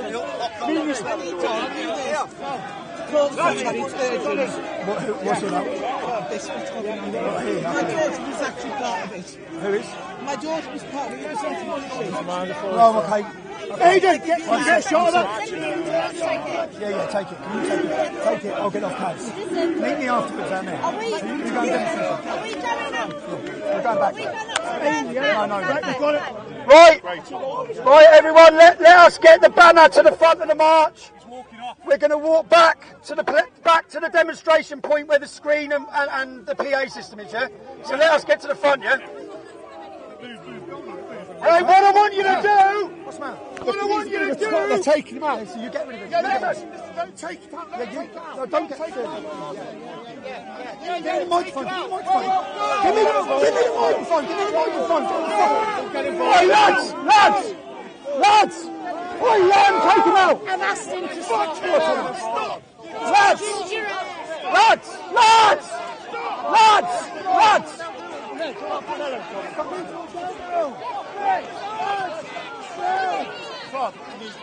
We should take him out, not them. We should take him out. Hey, lads! Calm down! Hey, lads! Calm down! Lads! Stop! I'm here to reflect on Tommy. It's my role today.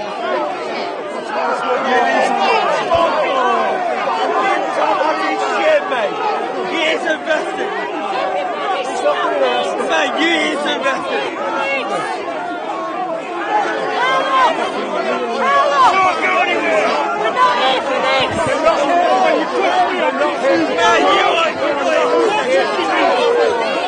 We're not here for too long.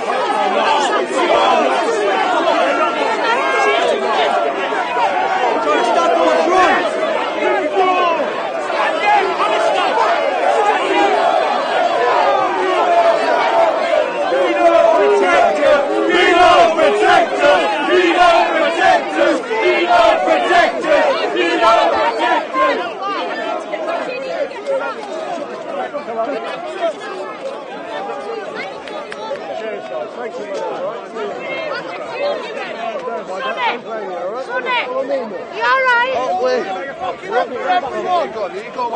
Go away. Mate, I'll be from the Palestine.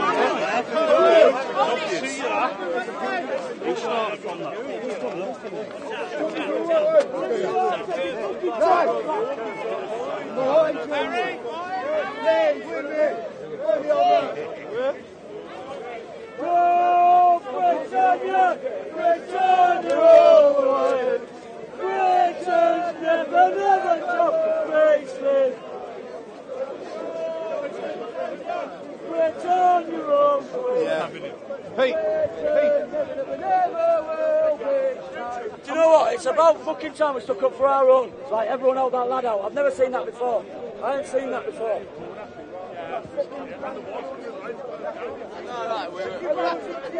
We were walking through. Going outside the police station for 5 minutes, and then we're going back. We've got a stage set up in a car park.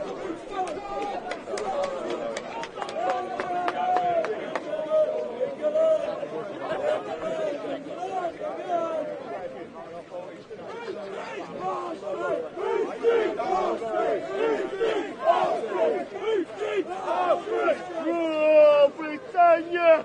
Britannia!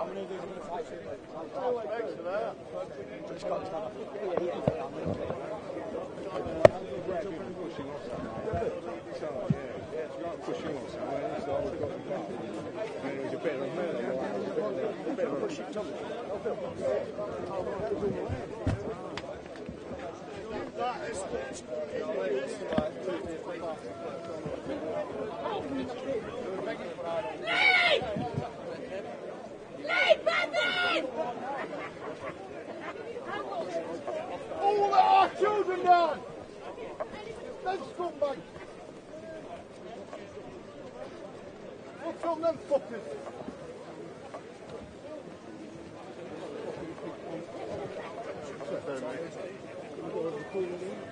Civil war's coming!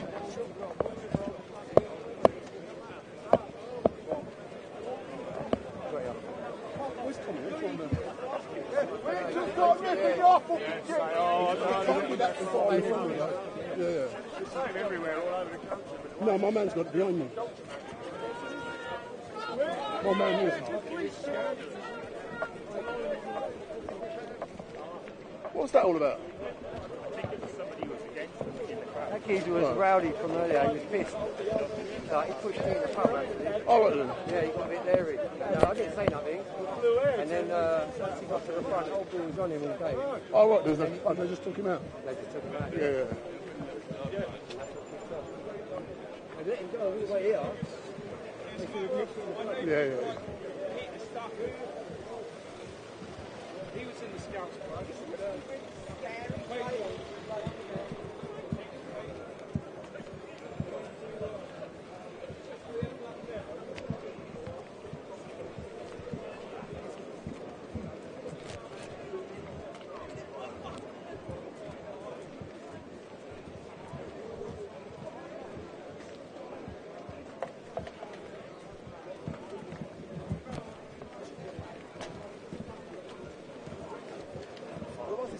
Huh?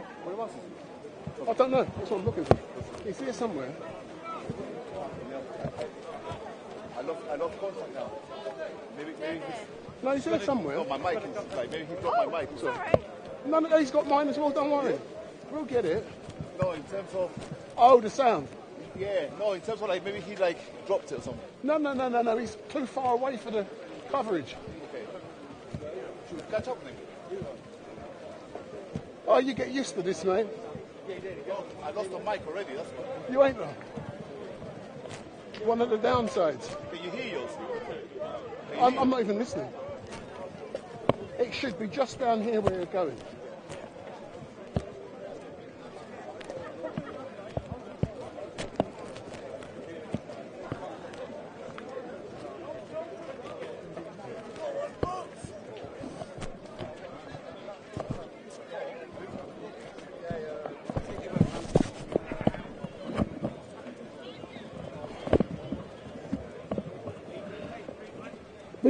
Big up.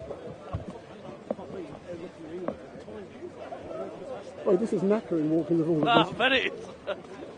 Bit of a trek, isn't it? We're nearly there. Nearly there, son.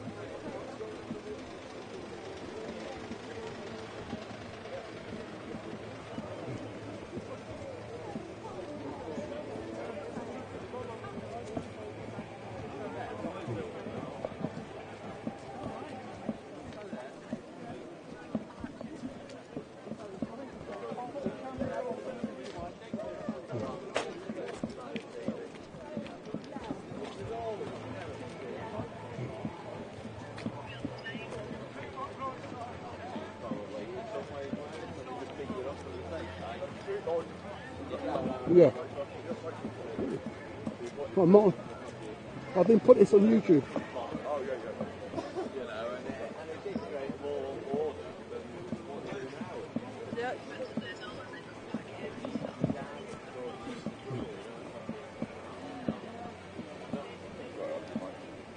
Huh?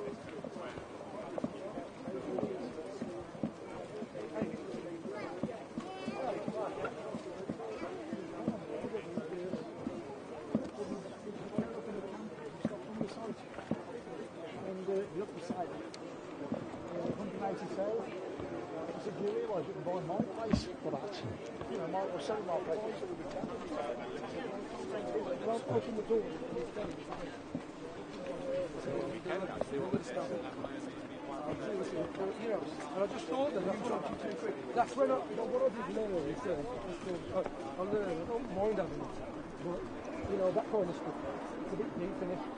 Paddies are on the train, they think it's funny. You don't want to mess about with somebody's... Shame the same not turnout, isn't it, hey? Shame not the same turnout that day when the kids were being raped. Yeah. I don't need anything.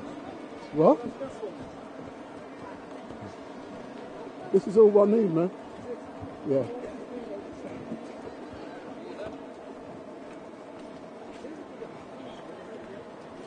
I'm 60 years old, mate. Yeah. It keeps you going.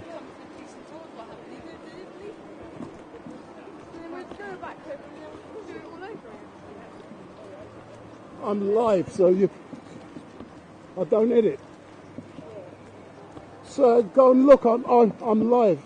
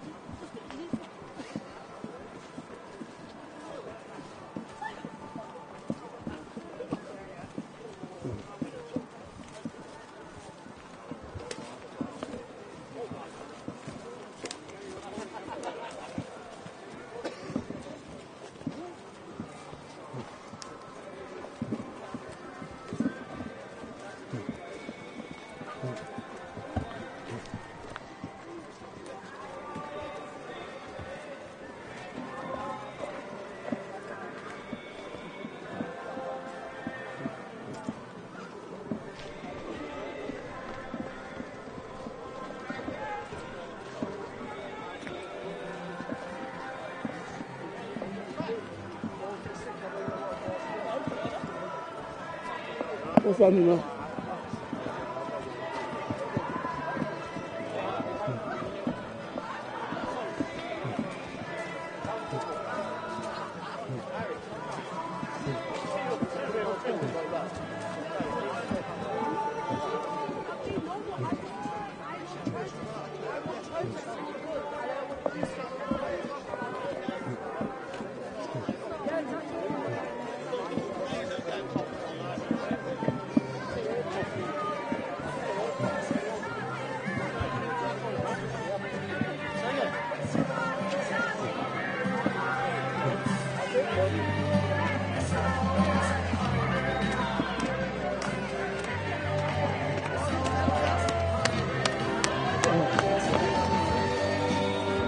Oh yeah, you know. I've got a separate business.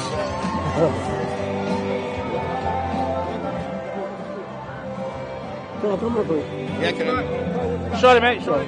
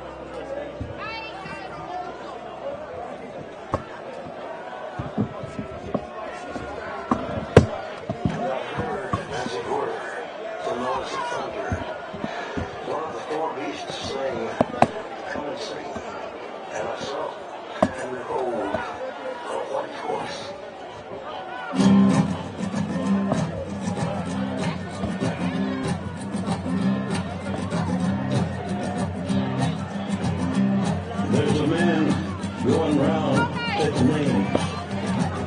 And he Everyone, oi! Lads! Lads! Lads! Come here! Come here! Guys! Guys, come over here! Come over here! Come over here, everyone! Everyone over here! Everyone over here!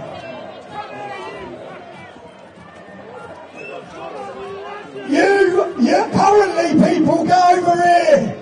Stop facing that way and come over here!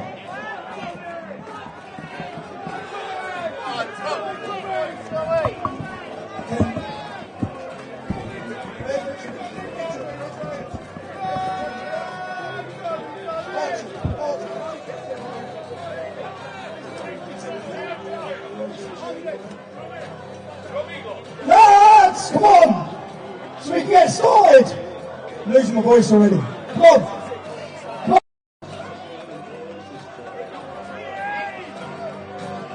some are born and some are dying. It's Alpha and Omega's kingdom come. And the whirlwind is in the thorn tree. The virgins are all trimming their wicks. Keep coming round, lads. They can all get in. Keep coming round. It's hard for thee to kick against the pricks. Till Armageddon, no shalom, no shalom. Then the father hen will call his chickens home. The wise men will bow down before the throne. Can we come round, lads? Get round this way. Come round They'll here. cast their golden crowns Right, I'll be standing there. Come on. when the man comes around. Whoever is unjust, let him be unjust still. Whoever is righteous, let him be righteous still. Whoever is filthy, let him be filthy still. Listen to the words long written down when the man comes around. Hear the trumpets, hear the pipers, 100 million angels singing. Multitudes are marching.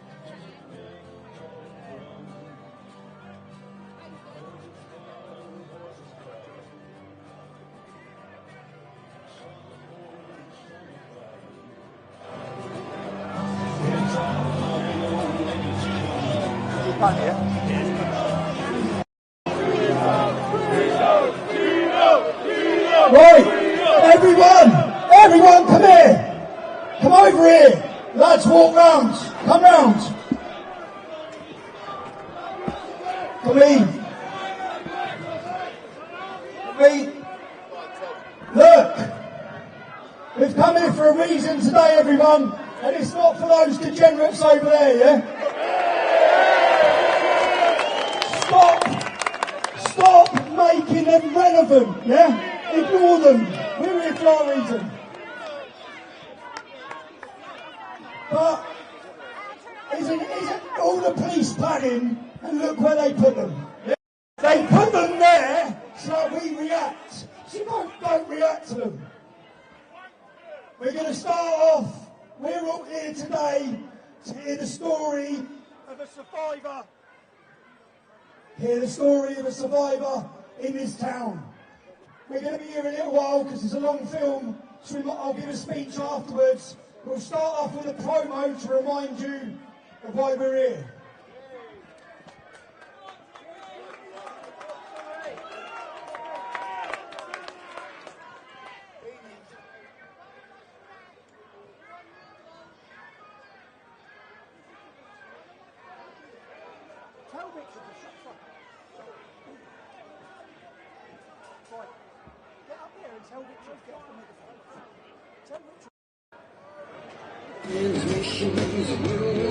But your police investigation, but only 11 were charged. Why is that?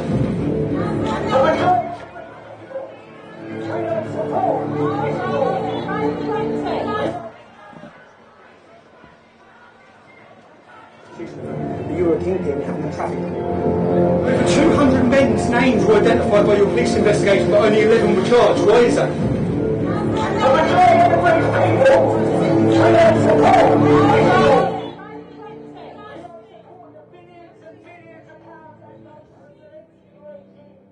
You trafficked young children, you were the kingpin, you chose to do the road ride. There's a percentage of people that you're injecting that you could actually be causing serious harm to. Does that not process in your mind? I have eyewitnesses who saw you taking envelopes of money off of Pakistani gangsters. 40 years children have been paid. So the inquiry for 40 years children have been paid. Full understanding. A deliberate attempt to cover up these crimes against little girls for fear of being called racist. How old was she? I was 11, Tom. He had sex with you when he was 11. So he raped you. There are 5 dead females at the hands of these gangs in Telford. They've had nominal processing, then they're shipped to hotels up and down this country. And as we've seen, some of them are living in 5-star hotels, some of them are living in bed and breakfast. Simple question, Dave. Did you rape her after I met her? I raped her. You have lied, you have played your part, and all of you who call yourself journalists, you all knew what was happening to those girls in all of those towns and cities, and you told nothing, you said nothing. What were you doing hanging around with 13-year-old school children? As you can see, these people here are trying to do all they can to stop the British people to see what's going on behind these doors. The threat to national security does not come from citizen journalists reporting on this stuff. The threat to national security comes very, very simply from the people in government and the people that are making massive amount of money bringing illegal migrants into this country and processing them. They are punishing the people who speak out in defence of the children of the poor.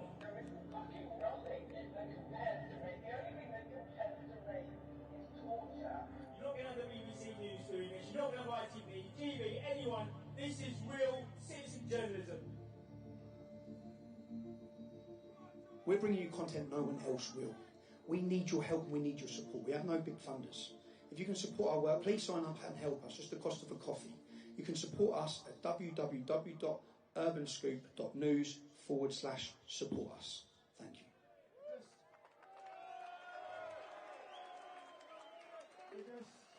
We'll just give a recap so far of what we've exposed in this documentary series.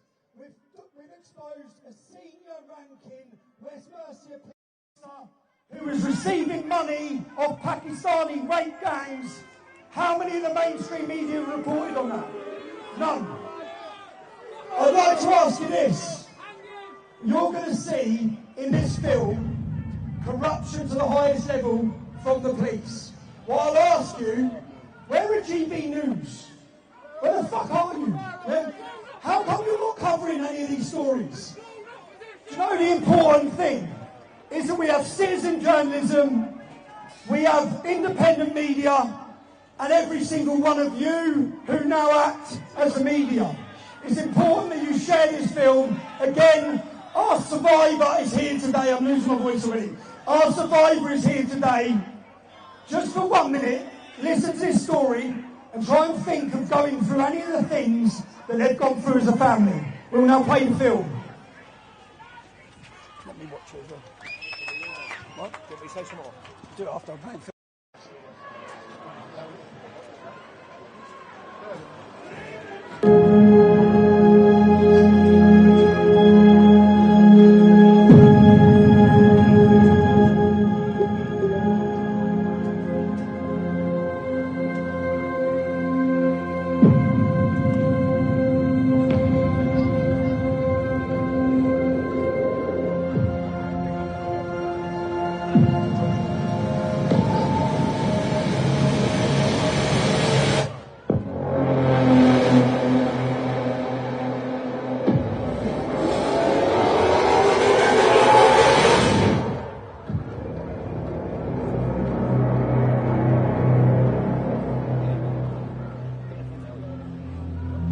This episode covers one of many serial child abuse victims. Her name was Karine and she lived in the Telford area. We focus on her accounts as she relives her childhood memories. Memories of countless rape, drug, violence and a systematic failure to protect the vulnerable. It's through the bravery of but one of those individuals the truth will be exposed. So we are on our way to Stansted to pick up a victim of the grooming gangs in Telford.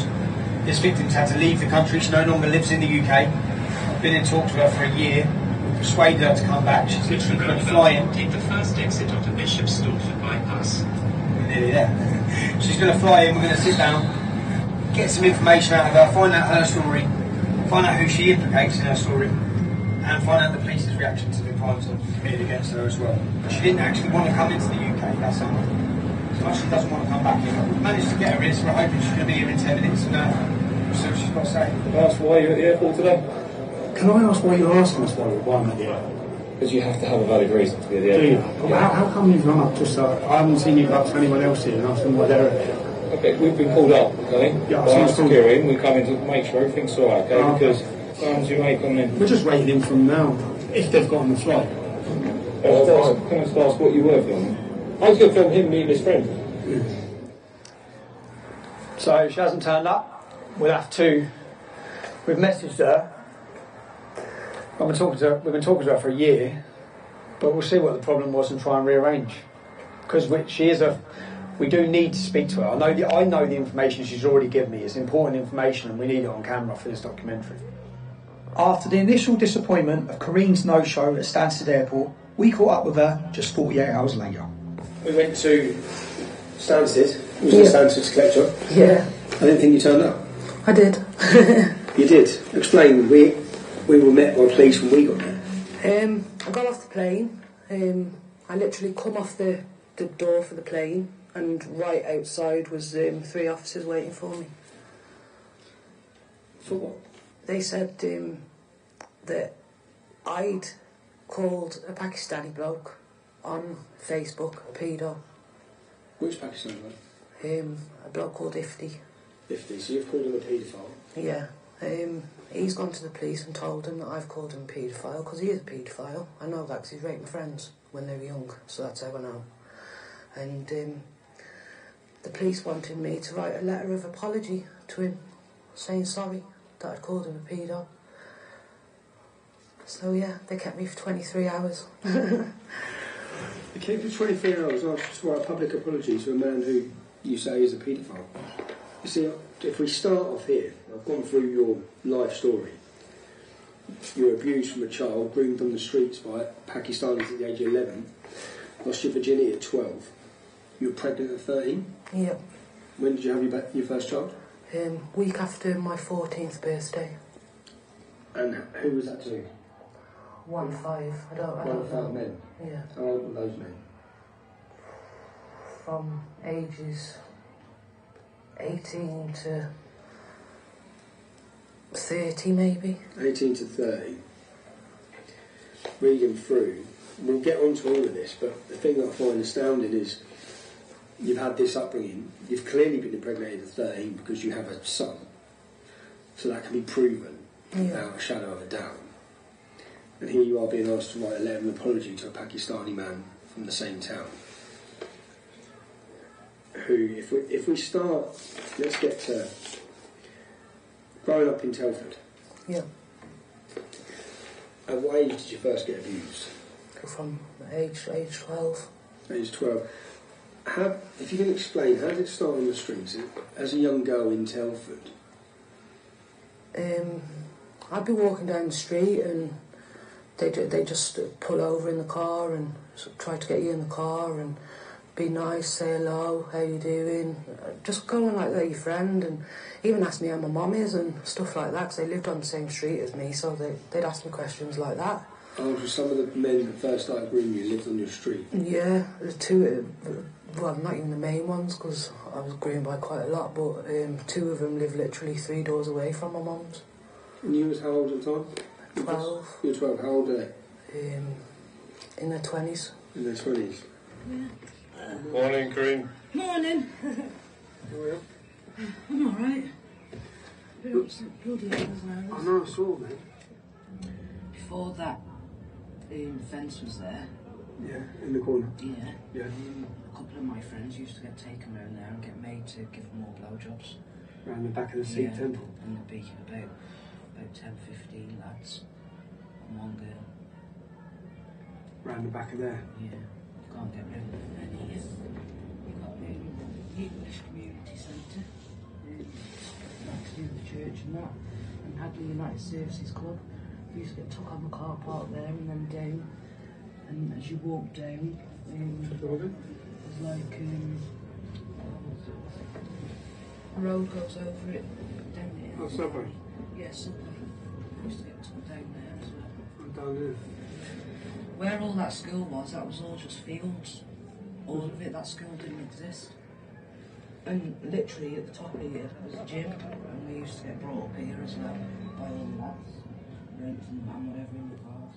Yeah, and there was sets of trees on the field back there, and we used to get taken in the trees and bushes like. I was took in the school, in the infant school one day. In the school? Yeah, by Noddy.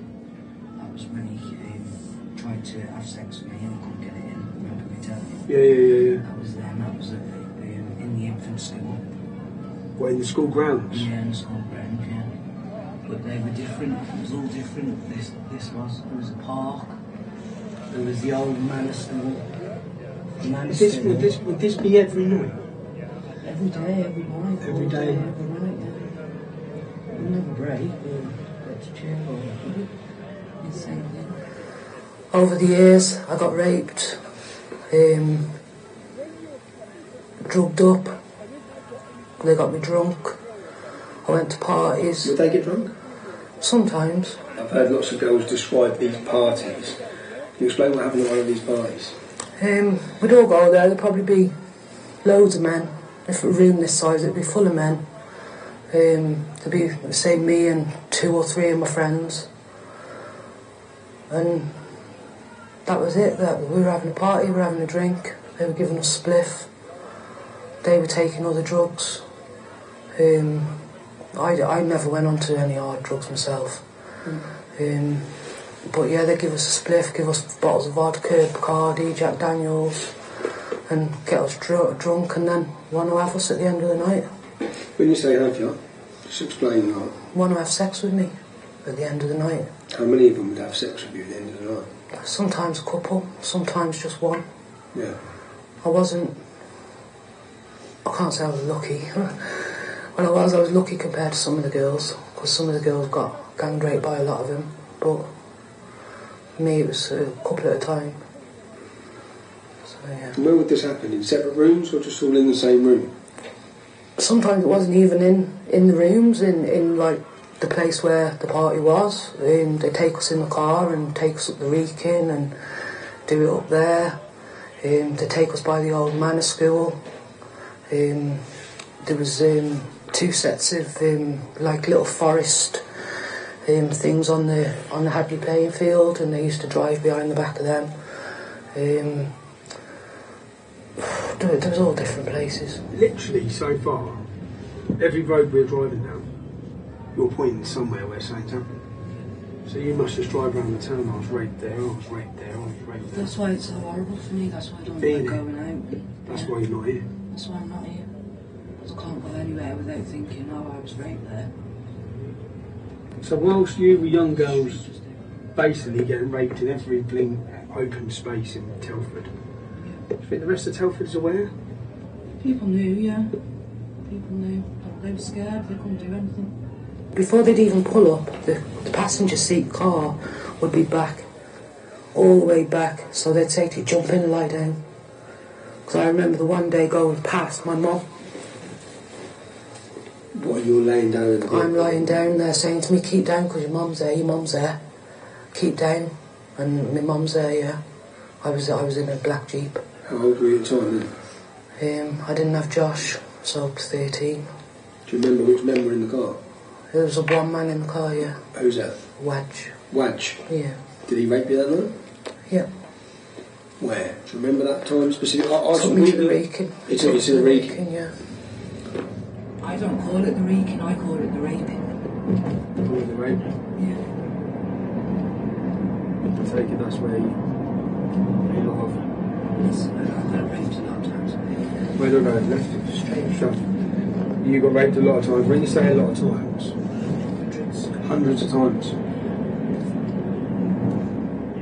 So you're one individual and you've been raped hundreds.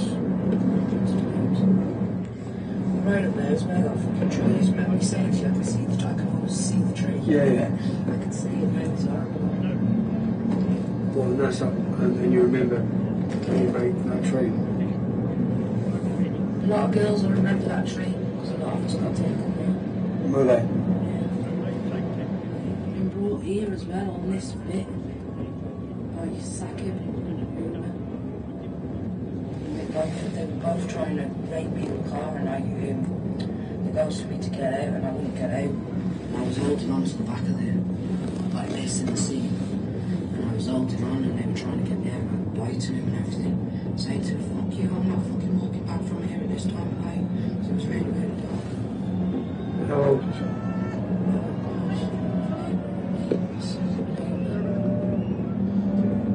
14. I think now just how... It was here that they've done that to me. Here? Yeah, here where these cars are. What were they dragging you out of the car? Yeah, they were trying to get my clothes off me. So they could rape me in the car and I wouldn't let them. Say again, who's that, Sakib? Sakib and Uma. Uma went to prison for rape. Did he? He's been to prison for rape, yeah. Young girl. The Reeking's visual from everywhere in Telford. Yeah. So no matter what girl you are, when you look up, if this is where they've all been taken to be raped, when they look up, that's all they'll see. That's all they'll see. That's all they'll see. I think you've given hundreds of names, 150 to 200 men's names to the police. Yeah. They've been involved in raping you. Not just me. But your friends. Some of them, they haven't raped me, but they've done it to my friends, yeah. And you've seen it, so you've been in the same circles. Tell me when you finally felt the courage. Now tell me when you finally realised you'd been groomed. A piece come out in the Mirror to do with Lucy Lowe and Becky Watson and a girl called Vicky. And I was reading that, and that's the day I realised I was one of them girls as well. When you say that, because so that people understand, because people think, how do you not realise you were a victim? How do you not realise that these things that were happening to you were crimes? What sort of mindset did you have towards these men? I'd always got told to keep quiet and say I was lying about it, and because no one done anything about it, I kind of thought it was normal and okay, even though I had feelings that it wasn't okay. Did you also have feelings for the men? Sometimes, some of them, we see this described as lover boy, we see this described as so many different things in different countries around the world. Yeah. Where the children actually fall in love with the perpetrators. Yeah, sometimes I did, get feelings for some of the elder ones. Not all of them. Some of them were too horrible and evil. But some of them I did. So you say you felt you was their girlfriend? Did you feel like they were your... Yeah, I was one of their girlfriends. They had loads of girlfriends, all of them did. Did they? So, I was one of their When you say your girlfriends. girlfriends, you mean children? Yeah, my friends. Yeah, they're all kids as well. 18. That's the mosque. I got raped in number 16. That's the mosque? Yeah, number 18 is a mosque. I got raped in number 16 by Wedge. By Wedge? Yeah, it's the first time that I had virginity taken. You had your virginity taken in the house? Yeah. So you got raped in the house next door to the mosque? Yeah. That's a strange place to have a mosque. So that would have been, I'd say, the start of the taking of your childhood at 12 years old. That would have been the start of everything in the house there. I was scared and I was saying to him, don't do that and don't take my trousers off, and I was fighting him and trying to keep my trousers up, and he was just pulling them down.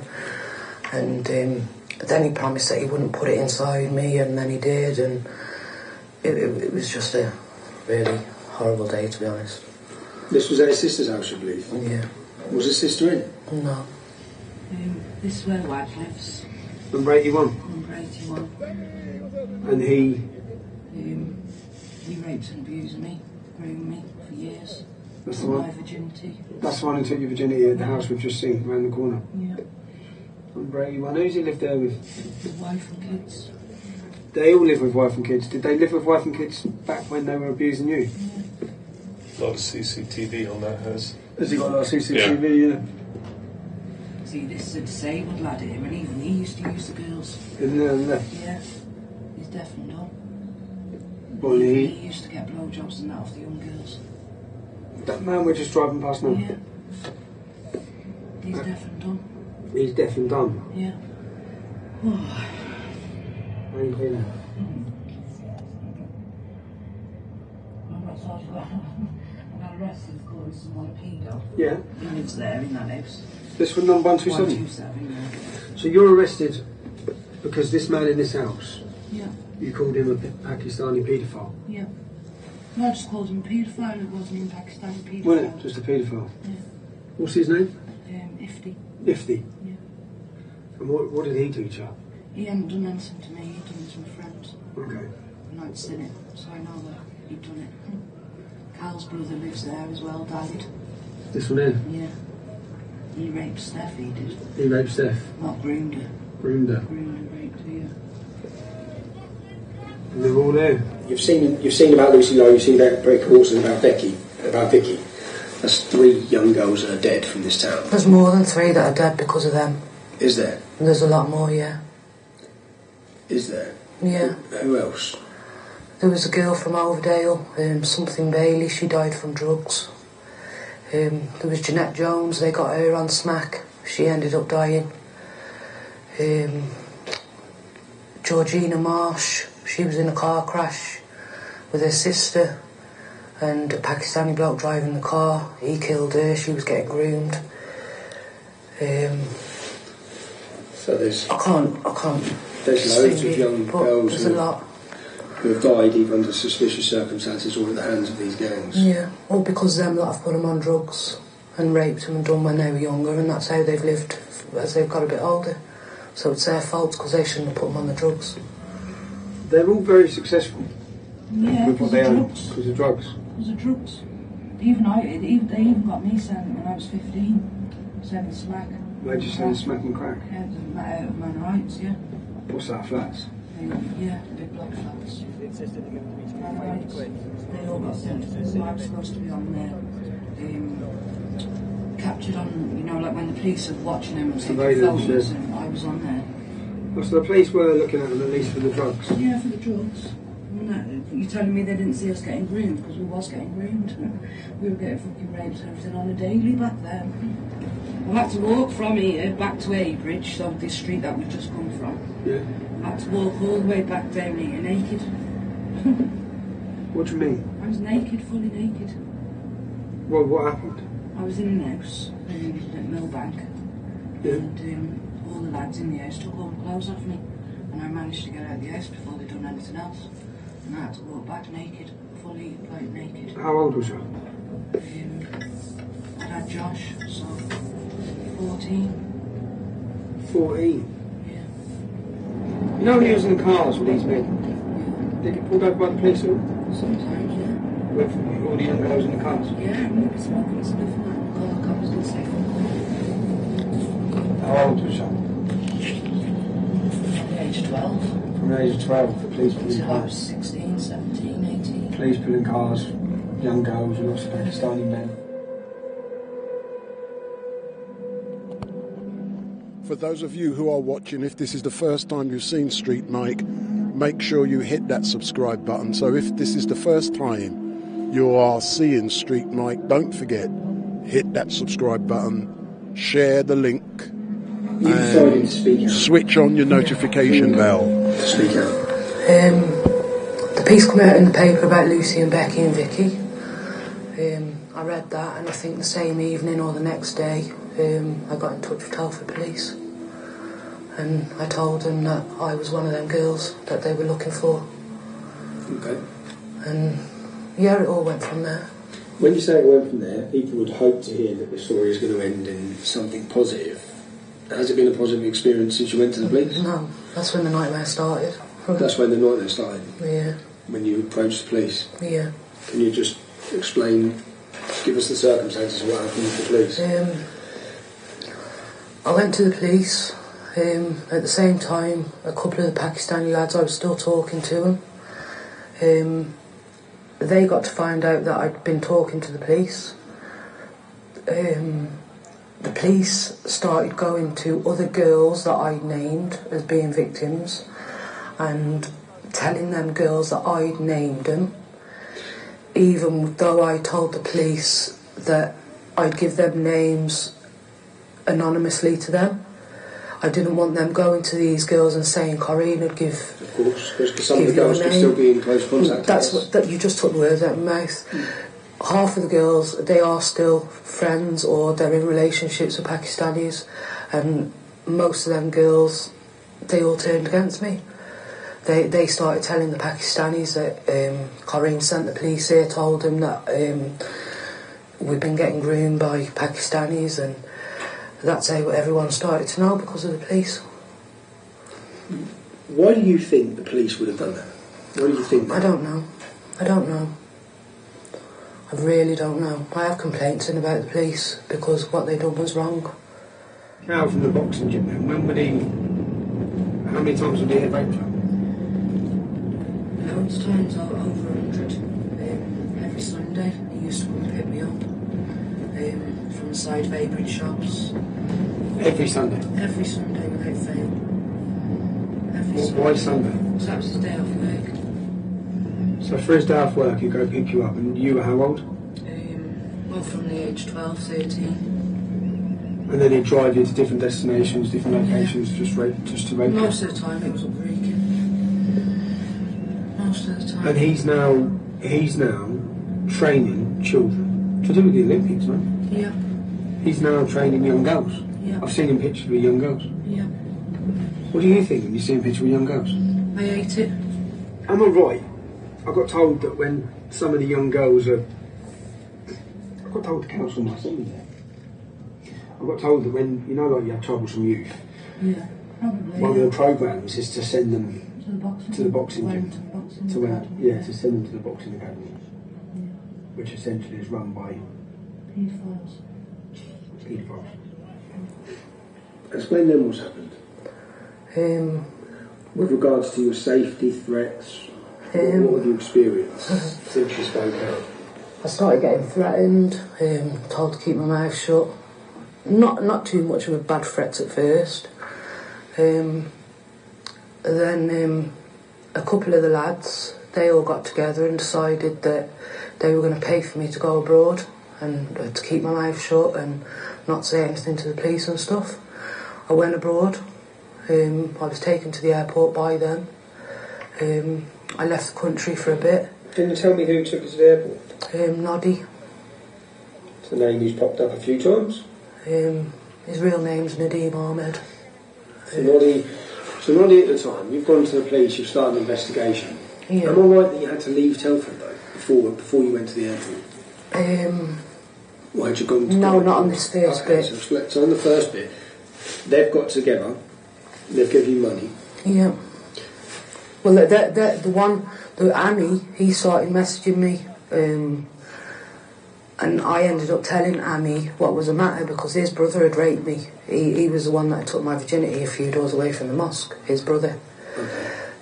So I told Amy about what his brother had done, and then Amy had got together with Noddy and Cal and Javid and Waj, and they all decided to pay me and send me away, so I kept my mouth shut.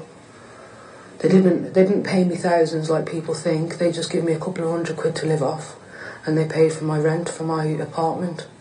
So did they arrange an apartment for you? No, I arranged it, but they paid for it. So this is, and in fact, we've met you now. We've flown you back from living abroad to talk to you about these crimes. So you've gone abroad. You've been paid to go abroad. What's happened next? In the end, I've realised that they're still. What's the word? They're still grooming me, but not sexually. They were still grooming me. They were still in my head, trying to make me be quiet. How they used to make me be quiet when I was a little girl, that's what they were doing now, as me being older. You know, they wanted me to go away so that I'd keep my mouth shut and not get them into trouble. Having fled to Egypt, Karine decided to come back to the UK to try and get justice. She sat down with the police, gave statements, they opened an investigation, and they made many arrests of alleged rapists. It was at this stage that Karine became aware that there were threats to her life. So she went to the police station to ask for help. Here's a recording of that.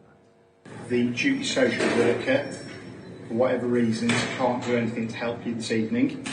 Yeah. Okay.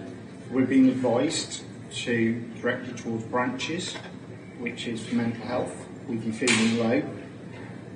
That ain't going to help my children, is it, with housing? So what do I do tonight? Where do I go? You're going to have to go and try and get in with your mum or friends. I'm not going back there, no way, mate, not or for see it if you can get enough money together to stop in a hotel or something else. I haven't got no money for an hotel.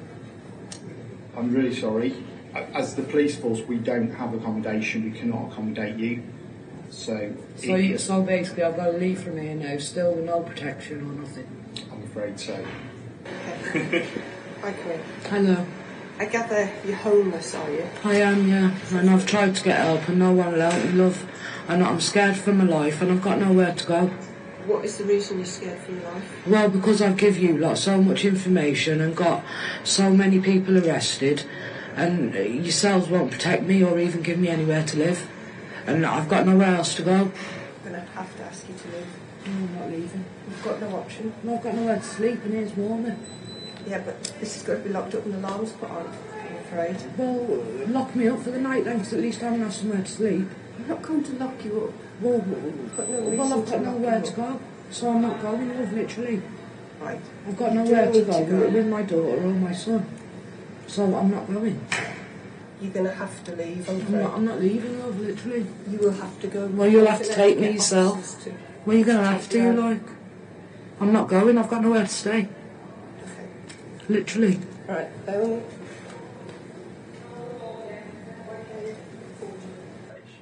Okay, so now I've been kicked out of the police station and I'm sat here, the police have left me.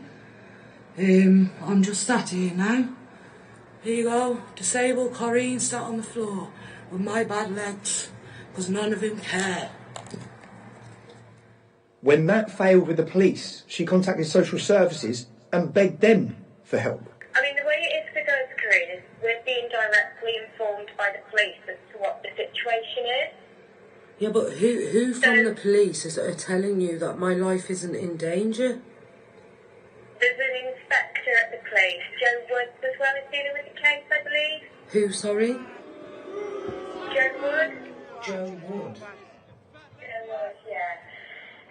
The unfortunate thing is, what they're saying to us is not that there's any risk to you. That's why we're not providing anything, Karine, at this moment in time. So you've come back, you've approached the police, you've said you're receiving threats. What have the police done? Nothing. Nothing at all. They've asked me to move out of Telford. I remember, if we go back, this is going back, I remember getting phone calls and I remember people putting together to try and get some money together to relocate her. Yeah. You got relocated from where? Yeah, I had to go to Wales. Wales, okay. I'm there, I'm settled, I'm in I'm in this little town called Cardigan. Did you feel safe? Yeah, I felt okay for the first few weeks while I was there. Yeah. Then I had a letter come through from my daughter's old school in Telford. Come through to the new address? Come through to my new address. How have they found where you are? The police told social services where I was living in Wales. Telford Police to give social services your new address. In Wales, social services the system of social put it. Well, social services give it to the teacher at the school, but at that school was people working who's connected to people that have raped and abused me, and they could have easily got my address. Well, they could have got it if it's on the policing system. Yeah, so straight away I was in a panic, and that same day, within 3 hours, I was moved. I got in a taxi. And I why do you think, again, if I ask you, why do you think the police did that? I really don't know. I really don't know. I think it's all just to keep me quiet, because for how much I spoke out, and for all the girls I named and all the men that had done it, you give a lot of information. I give a lot of information. That was a lot for them to start dealing with, and I think they just wanted me to keep quiet. At this stage, Karine was forced to relocate to Bristol to distance herself from her past and any danger she could put her or her young family in. Even with the considering distance between her and Telford, it wasn't long before her life was again put at risk. Yeah, the address has been leaked now in Bristol. Yeah. Gangs of Muslims have been spotted, and Pakistanis have been spotted outside. Yeah. And then did you get a phone call from your mum? I got a phone call about 3 or 4 days later off my mum. It was a video call, and my mum's face was black and blue. Where did they beat your mum up? On her doorstep, at a bungalow. On her doorstep. They wanted to go in her bungalow and see if I was there, and she wouldn't let them, so they thrashed her on the doorstep. She's a big woman, so they didn't get past her. But they thrashed her on the doorstep. 3 of them. I've seen the messages back and forward to the police about this attack. The police say my mum beat herself up. Did they set fire to your mum's house? Was that another? Yeah, they set fire to the bins. They set fire to your mum's bins? Yeah. You know where you picked me up from? Yeah, yeah. The bins right there, the ones that you could see. Were the police called? Yeah. The police called when she got beaten up? Yeah. And they were called when they were setting fire? Yeah. And they were called when the bungalow all got spray painted. And your mum's bungalow got spray painted as well? Yeah. Say more. What sort of stuff was spray painted? I don't know. Mum didn't tell me because she didn't want me to get upset. Okay. But I she think it was stuff like grass and slag and like horrible names all over the house. So your mum's left. So you've run off, your mum's left, and now she's becoming a target. Yeah. They'd even like swerved their cars at her van. At my mum's husband's van. When he's driving, mum's been in the car, and they've like swerved their cars, so like tried to make with mum regards crash. to the attack against your mum, so they're trying to attack her in her car, attack her at her house, set fire to her house. What sort of police investigation has it been to do with those attacks? There ain't been anything. What have they done to protect her? Nothing. What do you think that is? I don't know. They want us to be silenced. They want us to shut up because I know too much. At this stage, Karine has faced threats. Her mother's been violently beaten. She's at an all-time low. How do social services now react? At the time of this attack against your mum, you've still got your 6-year-old daughter. What was your daughter's name? Zaya. You've still got Zaya at the time of this attack, is that right? Yeah. What happens then? The social services and the police went to my mum's. No, social services went first, I think. Then they went back about an hour later and they took my little girl from my mum's, and that was because my mum was beat up and my mum wasn't safe. But I was in Egypt. So when they've took her, the reason that they've taken your daughter is they've said because she's not safe because your mother has been violently attacked by the gang. Yeah. But they've done no police investigation into the gang. No. If they did, they just didn't find And out. at this moment in time, you had an open police investigation. You gave statement after statement and name after name and historical abuse against you at this time. Yeah. Tell me what happens then. Your daughter's been gone, the social services have taken her. Have you rang them? I rang them literally 10 minutes after they've took her. My son and my mum's rang me crying, saying the police and social services have just took Zaya. And what they say? they said that I wasn't in the country and Zaya wasn't safe with my mum because my mum had been beat up a few days before. And because I didn't know exactly what day I was coming back into the country, they were taking Zaya for her own protection.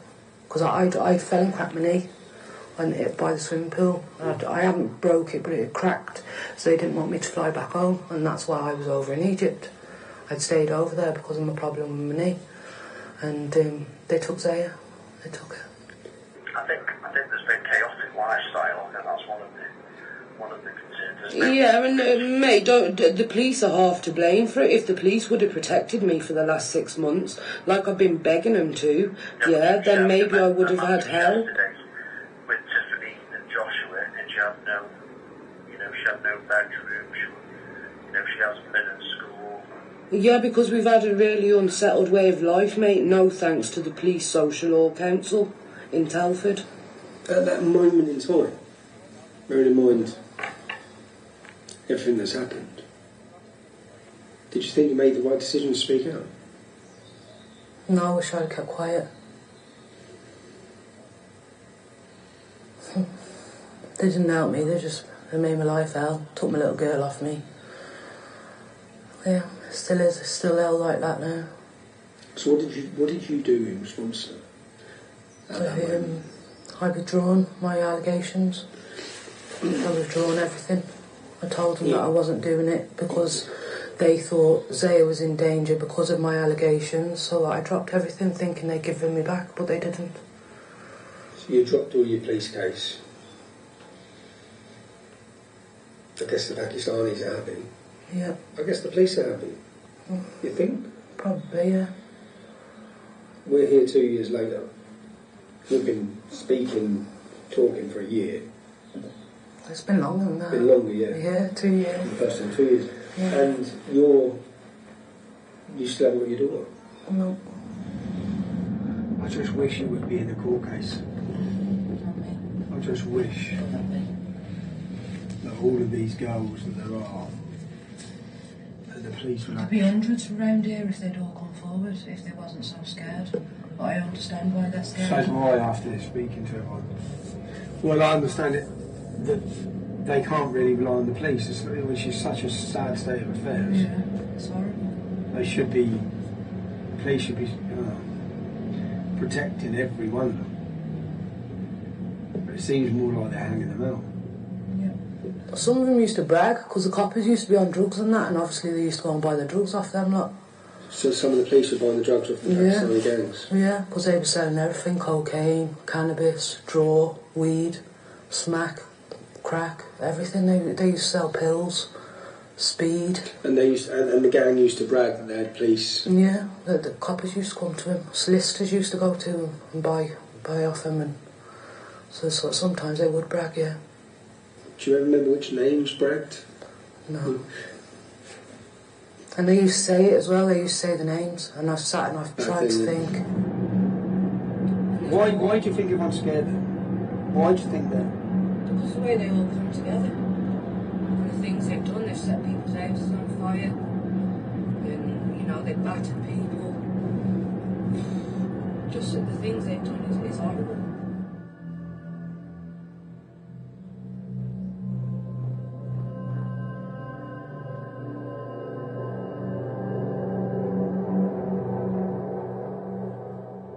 Late into the night, I received a phone call from Karine. Yet again, her mother's house had come under violent attack by Pakistani gangs. Late into the night, I received a phone call from Karine. Yet again, her mother's house had come under violent attack by Pakistani gangs. And my mum's jumped up as well as quick as she could. And they've smashed the outside of the double glazing, so it hasn't gone all the way through. Yeah, they've gone for your Achilles heel, babe. Your mum. Yeah, they've gone for my mum because they know that hurts. That hurts, yeah. Do you think this is them guessing that you're talking to us? Yeah. If she's scared, if they're not they should relocate her right now. Yeah, the police should put her into emergency accommodation, into a hotel, out of the area, and they should be getting their accounts removed. They should be doing all that. But I know how useless they are. You know how useless they are. So get your mum to let us know what the score is. Yeah. What, Tommy, if I don't move from here, I'm going to have a heart attack. No, I know. I know. I've got pains all in my arm. Right now, as I'm speaking to you, my heart's going 90 to the dozen. I feel like I want to be sick. I feel like I want to pass out. And I don't know what the fuck to do. I feel like I'm going fucking crazy in my head. I think I need an ambulance. I feel bad. I've got pains all in my arm and my chest. I think I'm having a heart attack, don't me? I've got to go. Lindy, okay, darling, I'm going to... Okay. I'm going to make my way out there. Okay, alright. Because we've got a phone call for the second time in 3 days. One of our survivors' houses has been smashed up and the mum's terrified. I don't know if it's going to be best pleased to see me because I'm guessing this is because of the work I'm doing. We've had a car firebomb 2 days ago of another survivor outside the house, blown up. The gang don't know who I'm speaking to, so they're just targeting the survivors. I've received a phone call 2 days ago. Someone's come and put a brick through this house window here. And earlier today, they've come and smashed bricks through this one. Now, in the last 48 hours, they're petrol bomb cars outside houses. We have a film going out, and these are the houses of other survivors. They're not even the survivor who we're talking to. Yeah, this is the house of another survivor's parents and family. The parents are in there terrified. The sister's in there. The sister hasn't left the house for 4 years anyway because she's too scared because of all the gangs, because of the rape gangs that targeted her sister. Now we're here. The police are refusing to help. This house previously, when the victim in this house went to the police as a witness, she gave all her evidence so they could make arrests. This house was firebombed around the side. They sprayed, painted all over the house. All we want them to do their job. Their job is to protect you and relocate you. Hello and welcome to West Mercia Police. Okay, so what's happened, please? So what's happened is 2 days ago the window was smashed. Today the window's been smashed again. You had, just so you know, you had a car torched and firebombed 2 days ago. Yeah. Now all of these attacks are being committed by grooming gangs who are targeting the victims' families. Yeah. That's what this is. Now your police officers have come to this house. They've left the family here after their house has been smashed up twice, and they've drove off. In the town we're in, you've had 3 people burned to fucking death by grooming gangs, and the police have actually done nothing for both these visits. They've done nothing to relocate the family. They've done nothing to secure the family. There's no There's no fireproof letterbox been put on the house. It's like they're just sitting ducks being left here. Your police officers have turned up. They haven't even took a statement. They've given a crime reference number and left.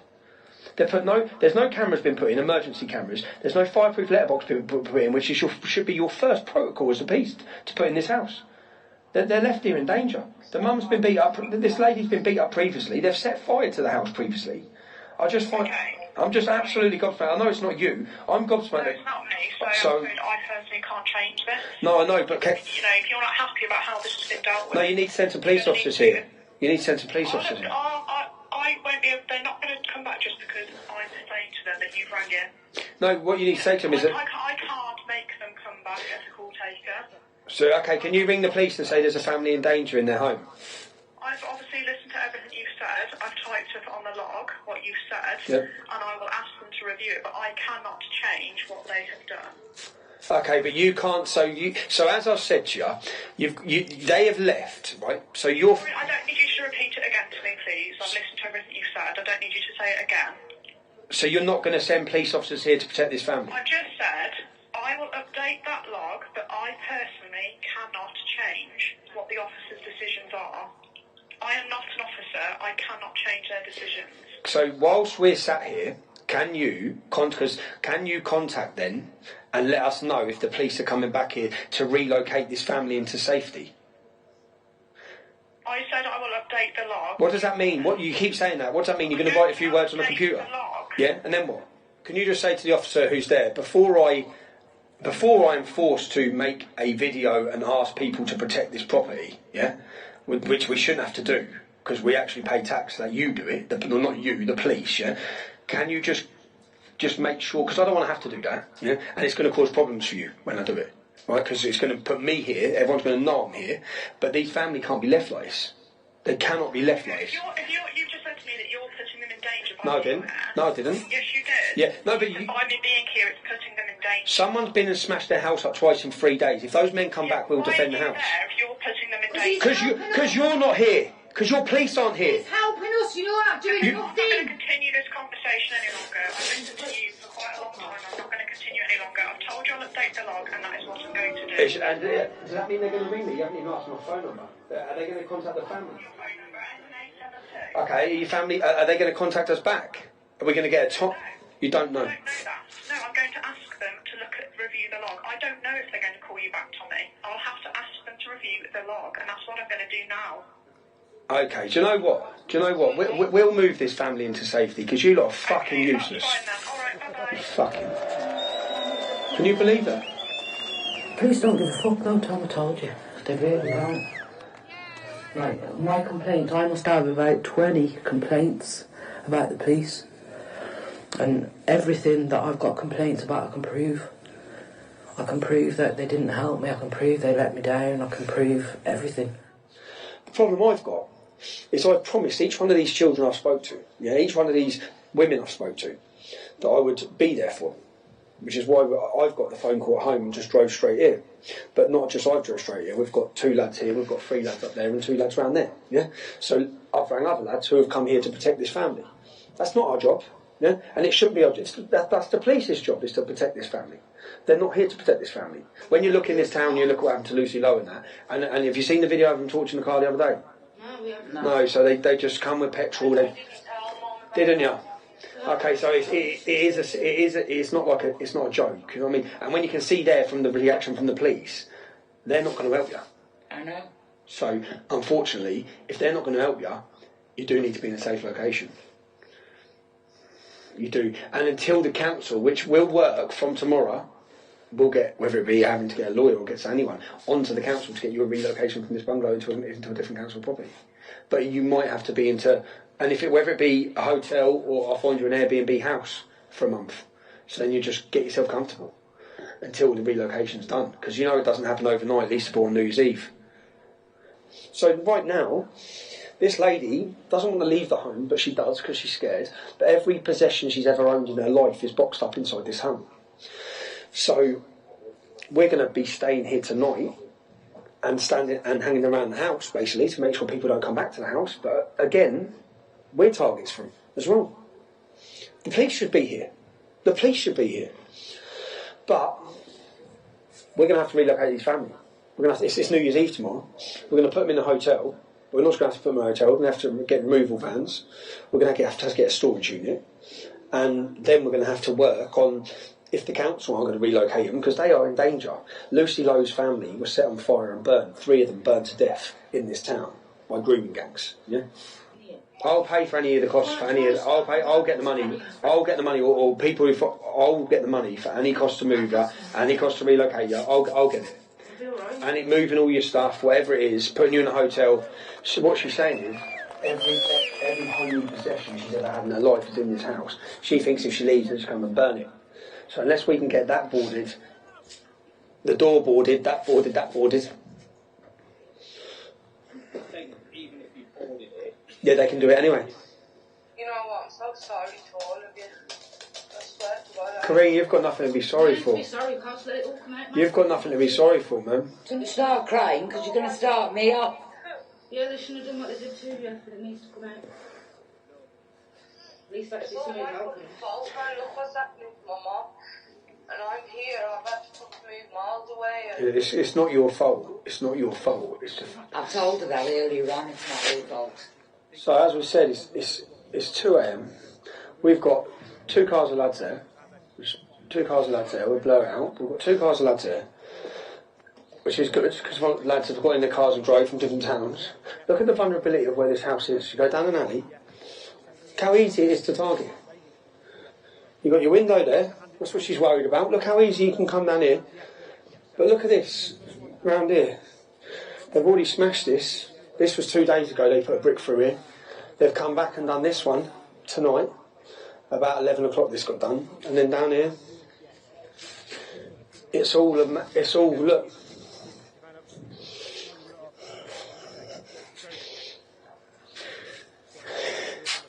You've got your subway, yeah? And the maddest thing is, we know, groomer over there, where are we? Yeah, groomer over there, groomer around there. They're all in this vicinity. They're all living here. And the family are left there. No matter what, we've got to move them. We've got to move them. So they're swanning round, threatening us when we're talking out, trying to you know, stop us from talking, threatening us, saying whatever they can, the worst things possible, threatening our families. They all stick together. It's never 1-on-1 or 2-on-1. It's always cars and cars and cars, full on one. And we seen too much growing up. We seen people's houses get set fire to. For me, I lost my mate Lucy. We seen people getting beat up by them, and really, really getting beat up. They're beating each other up. So if they can do that to themselves and near enough killing each other, imagine what they do to us, the outsiders. You know, it's different. So they rule the town. Yeah. They rule the drugs. They rule everything. Rule everything. 1% Pakistani population have the town in total fear. So my mate Andy, the one who's going to stay here with a couple of other lads, he'll be here in about half hour 45. And then he'll stay in the house till everything's handled. Sorry.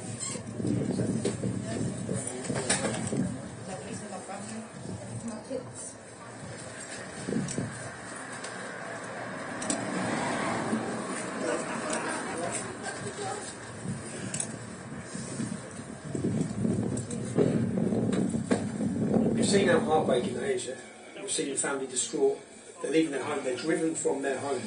Made refugees, essentially, yeah, by rape gangs operating in this town. And not just by the rape gangs, but by the failure from the police. Because the police would not help them. Yeah? Only now we've publicly embarrassed them online that they're now willing to help the family.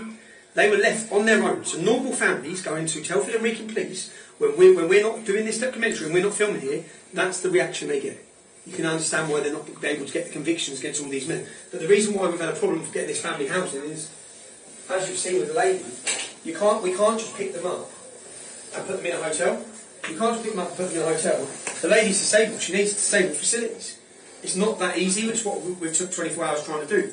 We've found a location now. We're going to go get them in their location.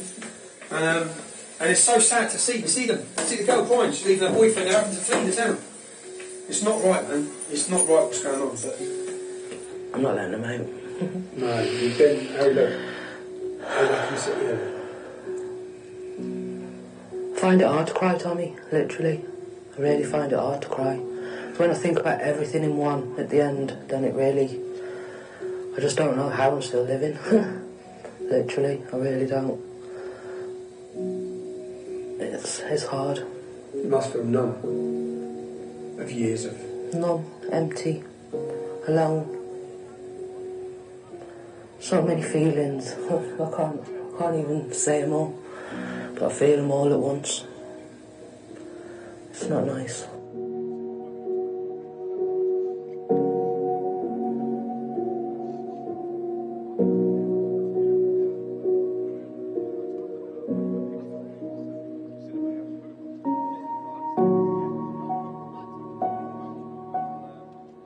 Today, the lads are moving the house. We've got 2 looting lorries.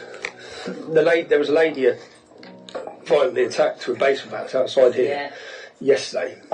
And do you think they thought it was you? Do you think they definitely thought it was me, because I was told that she was a little bit fattish and blonde hair, so they automatically thought that was me and my husband pulling up here. Because it does seem like that lady said she saw all the men at the end of the road. She'd already rang the police. Yeah. But the police took 20 minutes to come. We went into Confronting to go to the mate's house. They're all fucking on the corner with bats and that. So we turned around, come out. 2, one there and an Audi. An Audi A4. A3 white one. We've Yes. given the registration So already. that, we've already had that Audi A3 Right. drive past us and point at us. Hit me Where? round the head with the bat. They've just taken the bat out there. It's snap. And fucking all its bricks, look, all these bricks. Where was they? Where was they? Was it parked They up? was, yeah, on Confronting Green Corner, they're all standing there, swarmed with bats. How many of them? Bars, loads. How many? Loads. 8, 10, 12. Yeah, they're all Asian. Was the balaclavas? Yeah, directly at gloves and pallets. They're not stupid. They are not stupid. It was parked Confronting Green on the fucking corner. They're all standing there in valleys with bats. And it's just being allowed. I already rang this and said to the... It's taken nearly 20 minutes for you lot to even turn up. You're walking down the fucking street in front of me. You know, when you've come here today, the police have come with you, haven't they? When you got here. No, they weren't here. They weren't here? No. They weren't outside. No. Okay. How do you feel? Because you had incidents at this property before, when your daughter gave a statement. Yeah. When your daughter got a statement, I believe, they set fire to the bins. Yeah. They smashed the house up, spray painted all over it. Yeah. The police's response to that was? That I did it myself. That's what the police said, you've done it yourself. Yeah. See, the problem the police have got now, because they may have tried to say that. The police even said I had 3 Asians come here, balaclavaed up. They put me on my arse in my hallway. The one was hitting me on the floor. I couldn't get up. My face was blacker than black. Yeah. And the police said that I did it all myself. Like I'm going to sit and constantly bang my face or do something to myself. And they never once asked me if I wanted to move. But they said they offered to move us and everything, and they haven't offered to do anything, Tommy. They're fucking wankers, all of them, everybody. There's only you that's offered to help, and look at the fucking shit that I'm going to get now.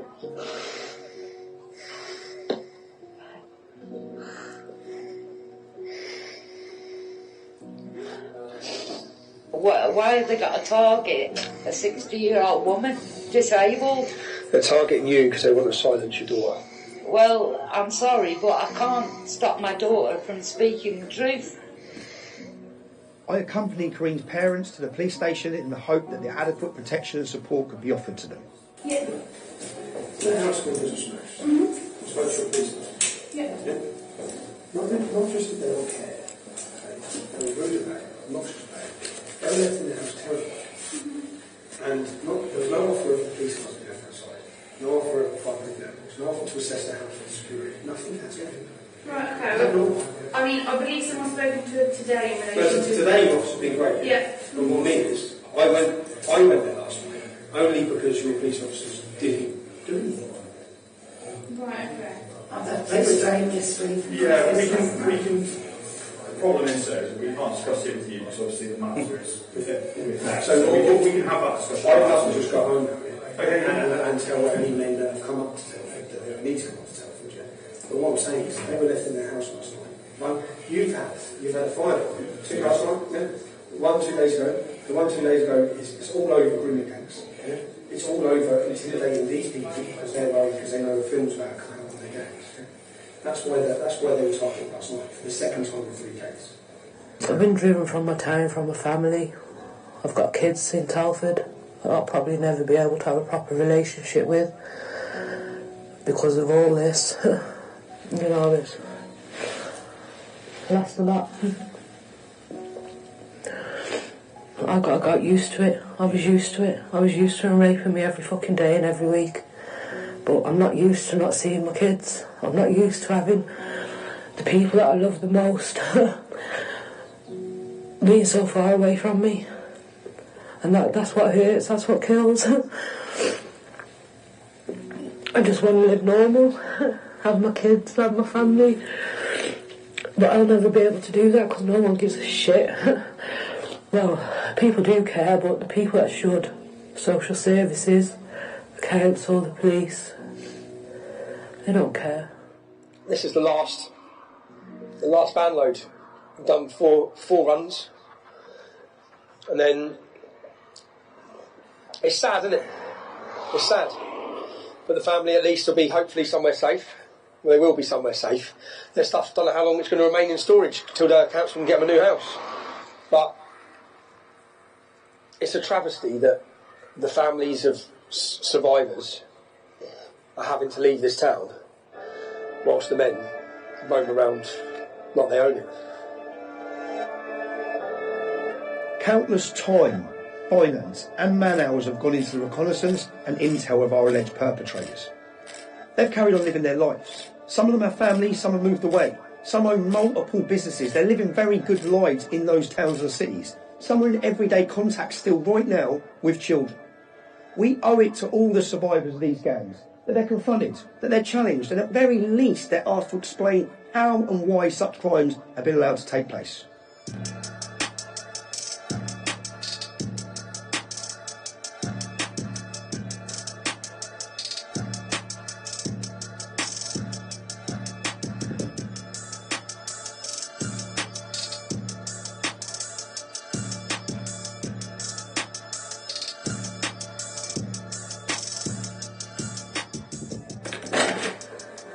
Hi there. Hello, love. I've come to do the boiler service. Yeah, Are you aware of it? Yeah, I am. Yeah. So what's your name? It's Waj. Waj. Okay. W-A-J, Waj. Cambridge Gas.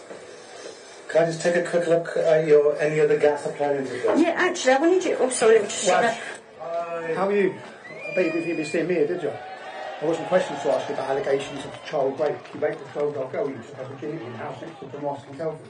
What do you have to say about that? What do you have to say about that, Waj? What do you have to say? You took her to the Relocation and you raped her. What do you have to say? Why do I have multiple girls? Why then multiple girls make allegations that you raped them? You trafficked them. You're part of a Pakistani rape mafia who have targeted this town and destroyed girl and child after child's lives. What do you have to say, Waj? How have you got clearance to come to vulnerable ladies' houses on their own? Do you mind explaining that to me, Waj? How have you got clearance, Waj? How have you managed to get clearance? I'm not going to arrest Waj until you cannot enter any lady's house on your own.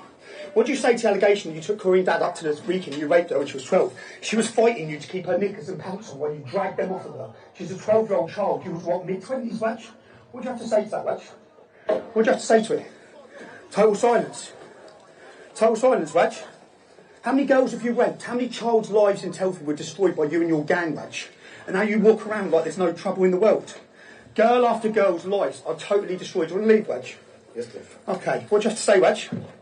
I'm not going to arrest until you've lost your job, your career and everything, bro. You're not going to be walking. You're a convicted rapist, aren't you? I'm moving, mate. I'm moving out of the way. You're a convicted rapist, aren't you, Waj? But yet you're walking into ladies' houses. What do you have to say about that? How have you got entrance into ladies' houses, Waj? Huh? How many children have you raped in Telford? How many children and families' lives in this town have been destroyed due to you and your Pakistani gang raping them? What do you have to say, Waj? What did I say to the allegations? 12-year-old girl, she fought you while she dragged her knickers off her when she was 12 years old in the house next door to the mosque, Waj. What do you have to say? You didn't think this was going to come back to you, did you? You thought you got away with all these crimes. You've already done time for rape, haven't you, Waj? Just because this is your right to reply, Waj. No, follow me. This is your right to reply. No, that's what. So you can get on your phone to your little Pakistani mates. No, it's not that. That's how you play it. That's how you play it. See, this is the thing. There's no risk to you here, is there, Waj? There's no risk to you here. Shut my door. There is. There's no. What's the risk? So I'm inviting you. So follow me. You're inviting me what? Come on, Waj. What's the risk? What's the risk, bruv? What's the risk? Waj. Your career's over, bruv. Your career's over. You destroyed little girls' lives, Waj. Follow you. What for, Malagate? I just want you to answer the questions. This is your right to reply, Waj. This is your right to reply. Okay, so you drive there. Come on, get in the car. We ain't all fitting in this car, lads. Cameras, get the cameras in the car, come on. We've just confronted this alleged rapist in Telford. We have multiple sources, multiple girls who name in some horrific crimes, raping them in the Relocation, in the hills, raping a 12-year-old girl, taking her virginity. All these different crimes. He was part of a massive gang of men that participated in these crimes against young children, trafficked them, profited off them, tortured them, drugged them. And we've just confronted him in a house. We wanted to get him away so we can ask him the questions. We've asked him the questions. He's told us to follow him. We're following him. He's pulling up at the police station. Do you know the problem is? These lot are so confident about the police because the police are on their side. The police are actually making sure that these girls can't do this. So he's getting your cars on, right? Get the keys. Come on, Waj. Where are you going? Waj, you lot are that confident that the police are in your pockets, aren't you? How many police officers are on the payroll of your gangs in this town? How come you're that confident? Wadge, this is your right to reply. It's your right to reply, Wadge. What do you have to say? Wadge, you dragged a 12-year-old girl and you raped her. You forcefully raped her with gangs of men. Allegations against me. You forcefully raped a 12-year-old girl. You took her to the weekend and you raped her, Wadge. What do you have to say? Wadge, you're a convicted rapist already, aren't you? You're on a stalking charge, Wadge. I don't know why. The police will deal with everything. So They don't need to deal with it, mate. You've got away with it. Men in this town, Pakistani men in this town got away with destroying young girls' lives. Now, you're famous. Everyone's going to know who you are. I was scared and I was saying to him, don't do that and don't hit me. I was off and I was fighting him and trying to keep trying to work and he was just holding down. I need... Wadge, why would you make this up? Why would another girl, I've got another girl who doesn't know Karine, who says you raped her. Why would they make it up about you? Why would these girls randomly make up that you have raped them, trafficked them? Why would they do that? In your sister's house, in the house next door to the mosque, they give us locations. We've been to see the places where you raped them. We know all the gang members. We know that you passed them around. We know that you made her duck down in the car when she was 12 years old because she drove past her mum. Right. What do you have to say to that? Why would she make that up? Before they'd even pull up, the passenger seat car would be back. All the way back, so they'd say to you, jump in and lie down. Do you remember which men were in the car? There was a one man in the car, yeah. Who's that? Wadge. Why would you make that up? Right. Can I speak? Yeah. They're not going to help you. Well, this is a documentary. I'm being intimidated inside a police station. Oh. Right. Now you want the police protection, do you? No. You terrorise young girls, and now here you are hiding from the... He's You want the making police. allegations. He doesn't care, bruv. Right? Because he knows what yous have been up to. Everyone knows what yous have been up to. Yeah? Your life is changing now, Wadge. Okay, bro? Your life's changing. Everyone's going to know who you are. See, Baxi, I'm not going to arrest till this is gone. Till you can't enter a woman's house again, bruv. Yeah? Everyone's going to know. Excuse me. So, Wadge, look at you running to the police. I'm being intimidated inside the police Look station. at you running to the police, Wadge. You're a big brave man with this 12-year-old girl, isn't you? What are you scared for? No, I'm not scared of Here you are. So what you want, why are you hiding in a police station? No. Why have you run to a police station? I'm not. Yeah, let's go. Let's go. Wadge, you're not going to answer, no? No, let's go. Why would these girls make up, Wadge? Wadge, why would these girls make up? Why would they make up? Give me one reason why random girls who don't know each other would make up that you raped them, Wadge. Wadge, you're a star in episode 5 of The Rape of Britain. You're a star of episode... You're a star. You're a star of episode 5. You're a star of episode 5 of The Rape of Britain. You're a star of episode 5 of The Rape of Britain, Wadge. Right. He's coming to you guys to protect them because, to be honest, Telford police have protected them for the last 30 years. You've been protected by Telford police, haven't you, for 30 years, Wadge? You've been protected. You've been protected. You and your gang have been protected for 30 years by this police force. I'll tell you what, Dick, do you want to have a word with you on the side so we actually know where we are with it? Well, I'm just doing my job, mate. That's what I'm here. You can do your job. I haven't committed a crime. I'm asking this kind of questions. So what do you have to say? You're that confident that the police are going to protect you? The reason I'm at the police station is because he's making serious allegations. I'm not making serious allegations. Young girls are making serious allegations, Wadge. If there's any truth in that, children made allegations. Here, Wadge. He needs to speak to the police. Wadge, the girls have made allegations. If there's a case to answer, I'm here and I'll answer it. Wadge. As simple as that. So now you know that he's full of shit. You're in episode 5 of The Rape of Britain. Now you know he's full of shit because I'm here. Why would the girls make up, Wadge? If I've done something wrong, let's Wadge, why would the girls make up? Why would the girls make up, Wadge? Why would the girls make up, Wadge? Why would the... You're going to see the girls saying on TV. It's in the documentary. Oh, doesn't matter. You're going to see it, Wadge. And do you want to help us disclose or anything, dude? That's it, mate. I'm done. It's on our documentary. It's coming out soon, yeah? So you don't want to tell us anything? I've come and tried to tell you 100 things. You have left vulnerable girls in situations where you've allowed their houses to be smashed up, you've allowed them to be driven from this country so that those gangs get away with it. Not you individually, but your police force has stood by and allowed this to go on. Not just allowed it to go on, but they've actually allowed the girls to be targeted, driven, intimidated and fearful, and you haven't done the protection jobs that you should do. This is how confident they are. Look where the rapist runs straight to. He's run to you help. Yeah. Somewhere, one of your commanders is going to be helping him. But ordinarily, when we get jobs in like this, where someone's in the community's worked and found things and got things, I've done that with your police force. I haven't dealt with you before. Okay, so your high-ranking police officer on episode 2 refused to take information from us. Yeah. Rob Rondell doesn't want to meet with Tommy. These rapists and these gangs, the police identified 200 rapists in this town. They charged 11. They've been protected. These gangs have been protected by this police force for 30 years. It's the first place he run to. It's affected everything. Affected how I look after my kids, my life in general.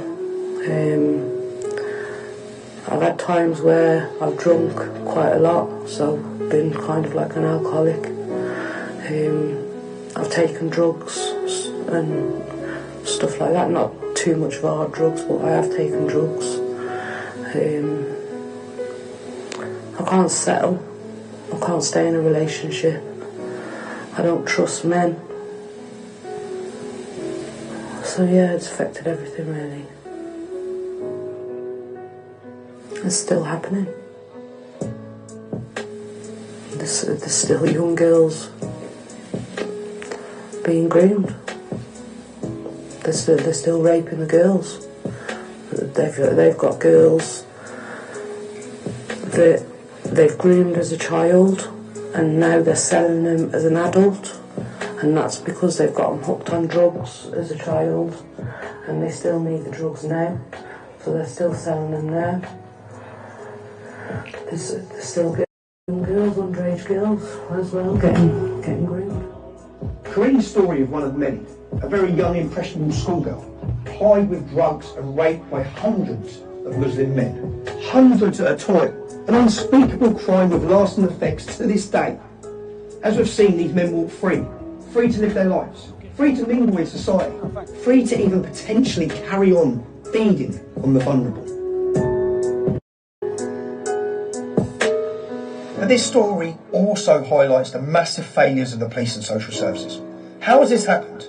How come no one's been arrested? Even though statements detailing all of those allegedly involved have been made. The answer to this, I'll leave you to decide.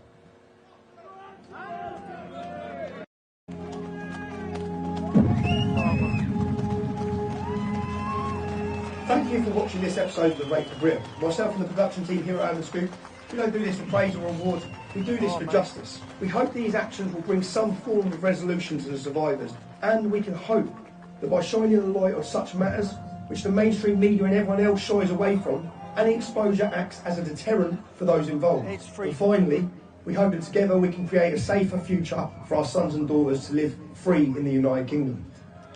If you've been affected by any of the subjects covered, or you know someone else who has, please contact us at productions@urbanscoop.news.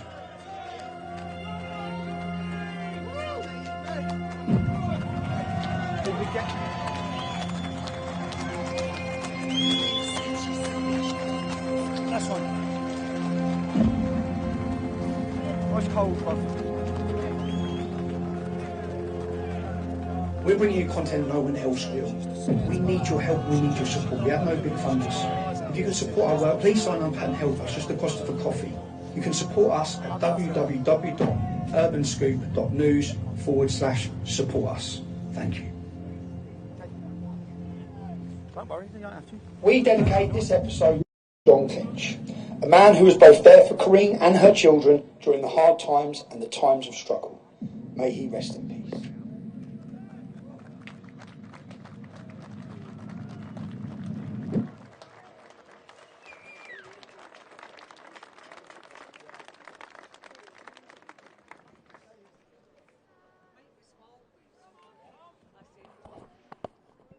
If this is the first time you've seen StreetMic, give me the thumbs up, make your comments down below, share and follow. Make sure you hit that subscribe button. So if this is the first time you've seen StreetMic, make sure you hit that subscribe button. In a few moments, Tommy Robinson will be coming back.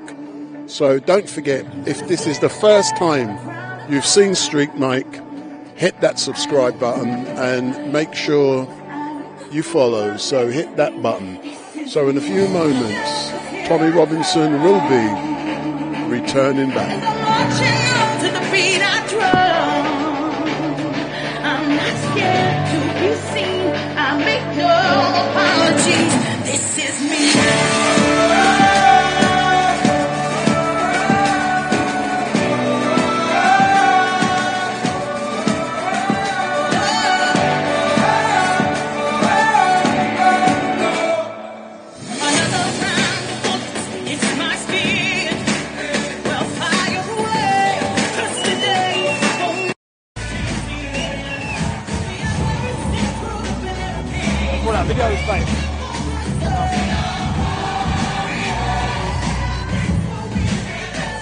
on. Hello. Are you... You must be freezing. I'm freezing, man. Are you as disgusted as I am watching that? Can we just have a round of applause? This is episode 5 for the fact that 5 courageous women have told all, bared all in an emotional way. It must be so challenging for them to do that, to come forward. Yeah. Without them coming forward, what do we want to do? We want to shine a light on what's happening in towns and cities across this country. The courage of these ladies is what helps us do that.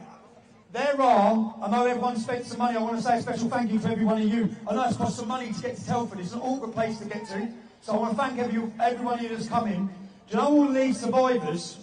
When I say, you know what really fucking pisses me off?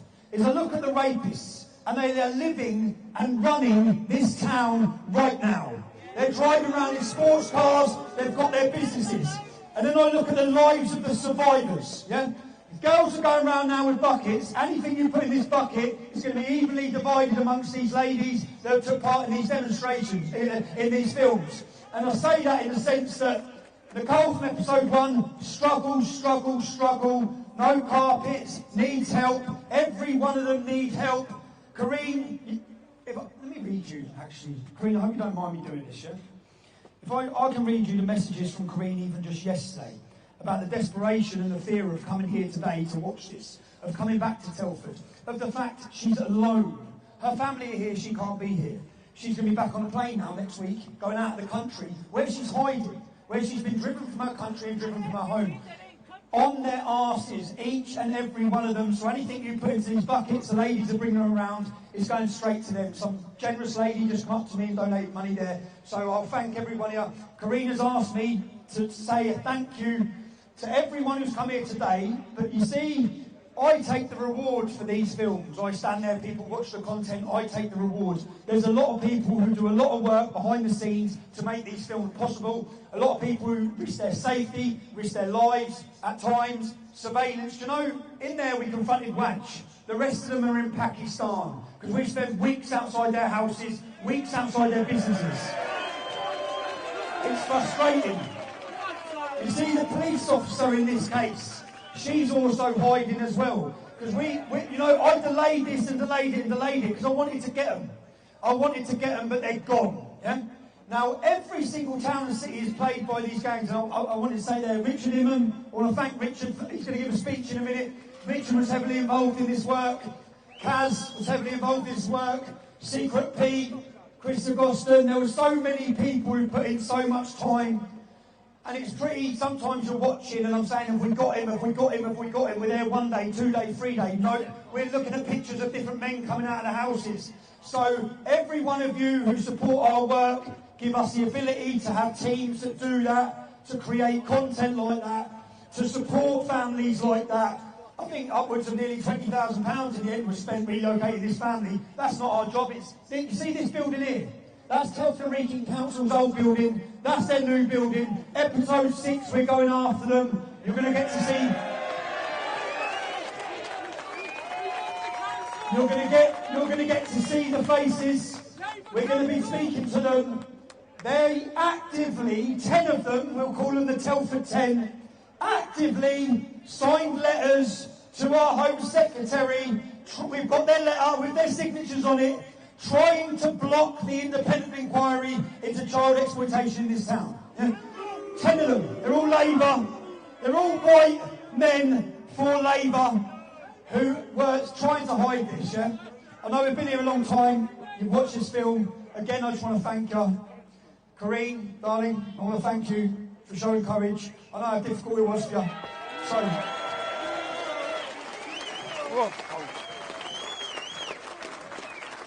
I'd like to ask, has anyone else noticed a shift in the country in the way we're thinking? How many people are awake?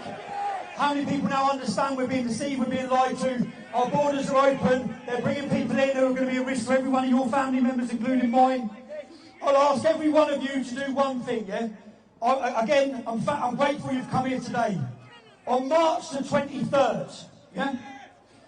if everyone has the challenge to go along, go home and convince one more person to come with you. Yeah? We're going to go. We had an independent inquiry in Telford. We had an independent inquiry in Rotherham. We've got an inquiry in Rotherham. When they tried to get an inquiry in Oldham, it was put to a council vote. Oldham has a large Muslim population. One of the men involved in the grooming, I believe, was a welfare officer for Oldham Council, so you can understand why they don't want an independent inquiry. When it was put to the vote, Labour blocked the vote.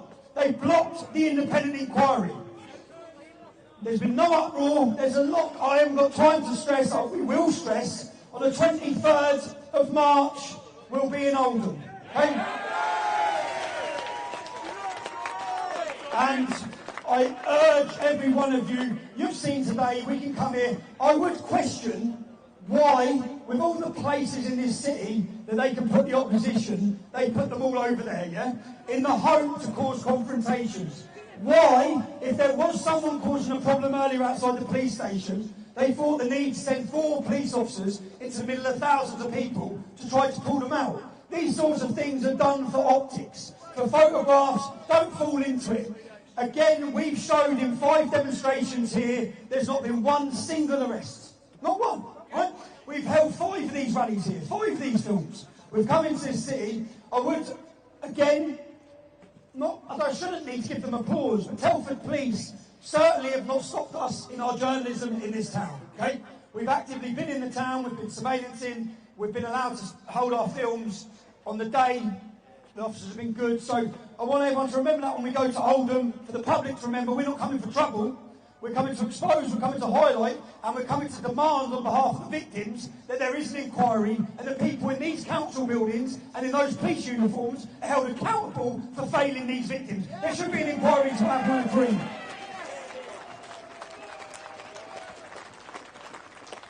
I'll do the flowers at the end.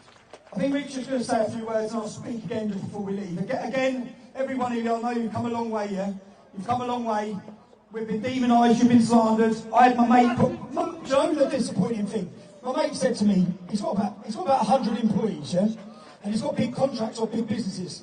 And he said he was speaking to his mate who said he couldn't come, he was worried about coming. He said he'd lose everything he's got if he was pictured or photographed here with government contracts.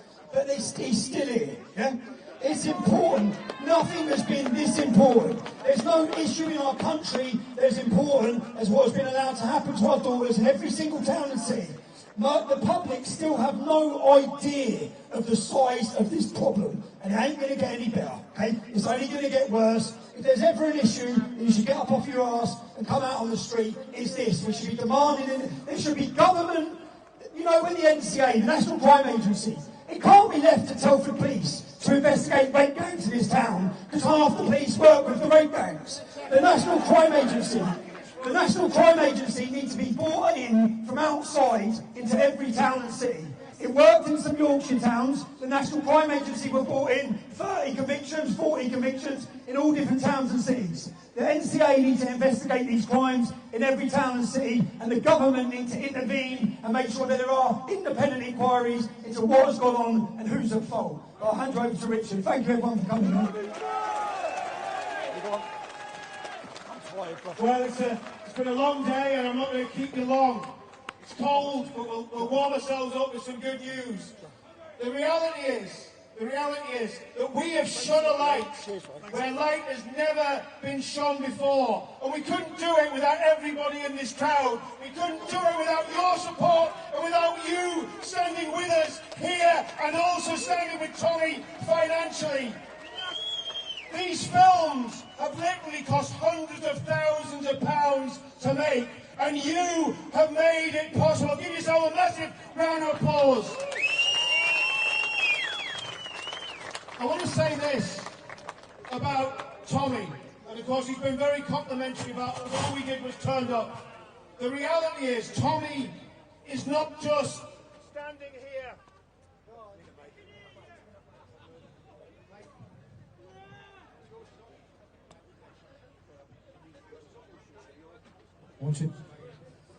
Tommy represents every single Englishman, every single working class Englishman. He is the representative. It's not just the person, Tommy Robinson, it is the character that he represents. And I believe that he should be leading a working class movement to take this country back.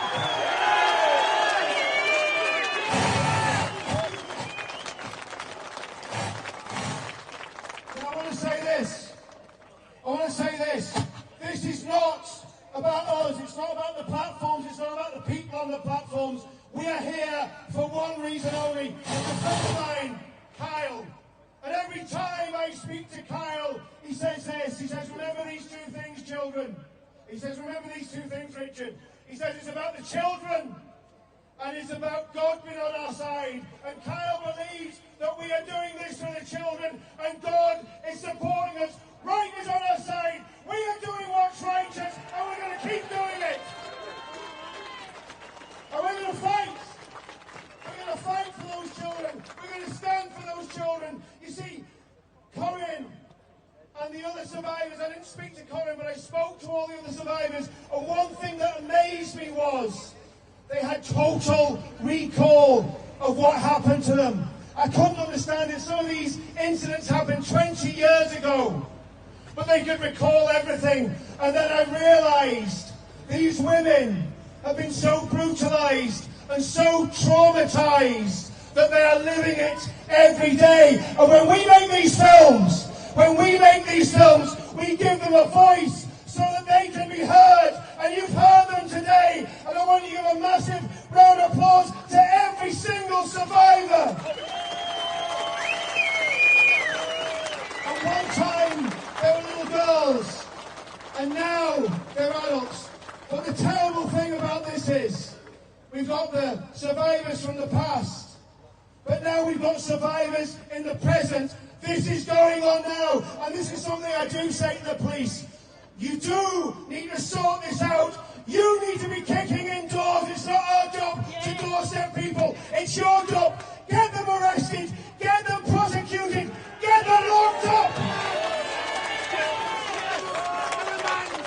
And when they have done exceedingly long, torturous prison sentences, send them back to Pakistan.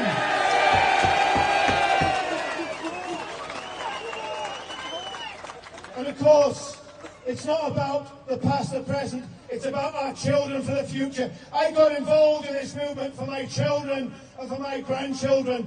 All of us here have children and grandchildren. Are we going to let this carry on? No! Are we going to stop it? Yes! Are we going to stop it? Yes! Of course we're going to stop it. And I have a word for those vile and disgusting Pakistani Muslim rape mafiosa. We've seen what they're like. They're cowards. They're cowards. They're cowards. For the Pakistani rape mafia, let me quote Liam Neeson to you. We're going to look for you. We're going to find you. And when we find you, we're going to send Tommy Robinson to your door with a camera to make you infamous. Thank you very much.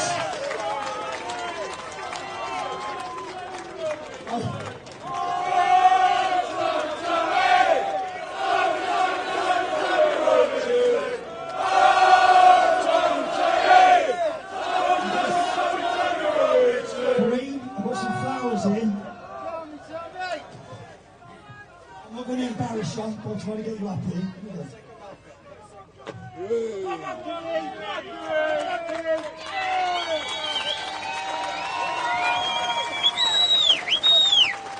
And do you all remember?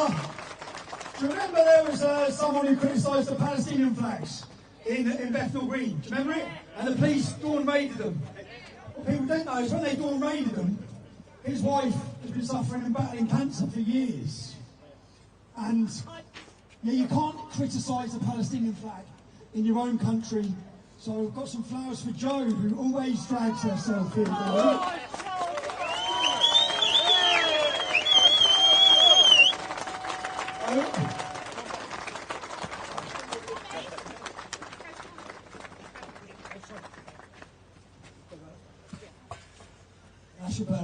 Sorry from everyone.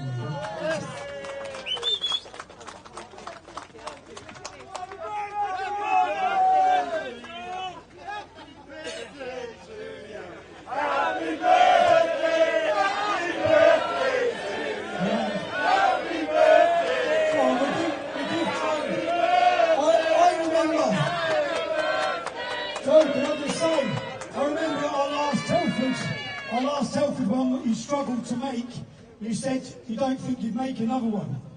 You're here now. It's the Scottish fighting in you. It's the Scotch in you. It's the Scottish in you.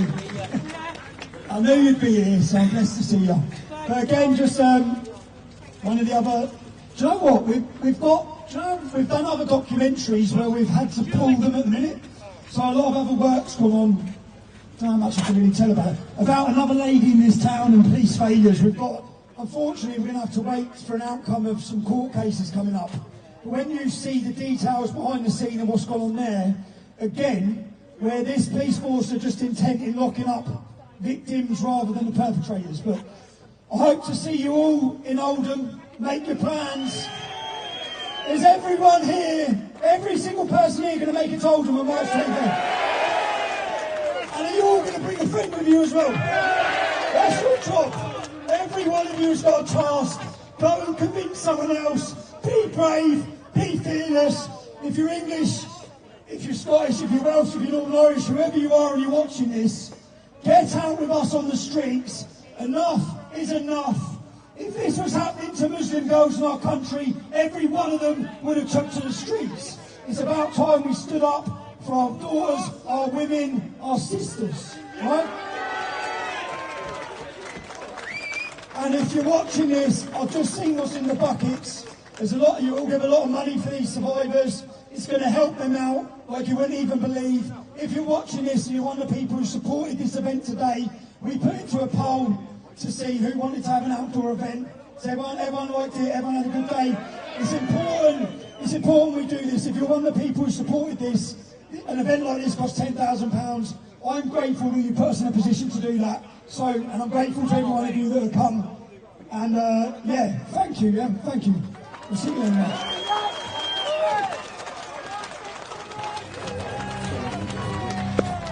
So for all of you who are watching, my name is Wendell Daniel, and welcome to StreetMic, and we are coming to you live under from Telford Central. So we're in Telford with Tommy Robinson, and I hope the next train's not for an hour. Okay, so what should we do? Go to a pub? Huh? What should we do? I don't drink. So what should we do? No, what I'm going to do, I'm going to pack up. By the time we get there, and then we should, like, yeah, but I want to let them get out the way first. Yeah. Let me pack out But the train station. Yeah, that's the thing. I think it's. Hold on. It's down there. Yeah.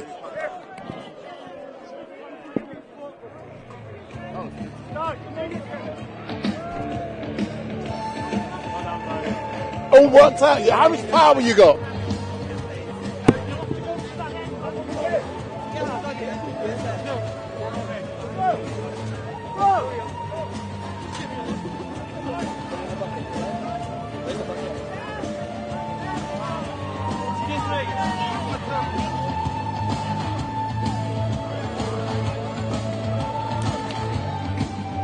So I'm now going to get in front of the camera.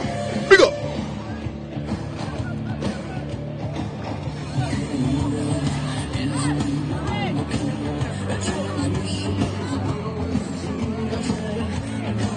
So for those...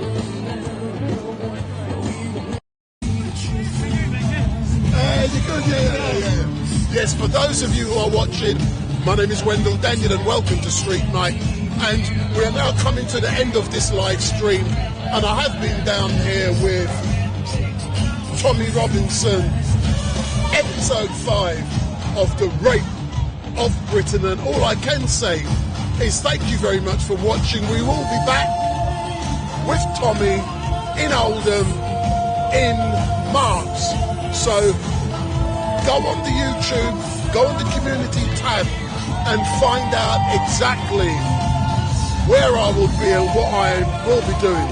But those of you, if this is the first time you've seen StreetMic, make sure you hit that subscribe button, and it's important to switch on your notification bell, and every time StreetMic goes live, you will be informed. So make sure you switch on that notification bell, and every time we go live, you will be informed. But if this is the first time you've seen us, make sure you subscribe. And all I can say is thank you very much for watching. It has been brilliant. I'm not going to be at Speaker's Corner tomorrow. Like I said, I'm not there until further notice, until people start behaving themselves. But I was there last week and week before, photographing, but I wasn't live streaming. So I'm not going to be live streaming at Speaker's Corner until people start to behave. So all I can say is thank you very much for watching, and goodbye. Share the link, hit the subscribe button, and make sure you follow StreetMic. And if you don't realise it, I have interviewed Tommy Robinson when he arrived earlier on down by the train station. So I did a 10-minute interview already with Tommy Robinson. So go back on YouTube and find that interview. So goodbye, thank you for watching, and I'm gone. Big up.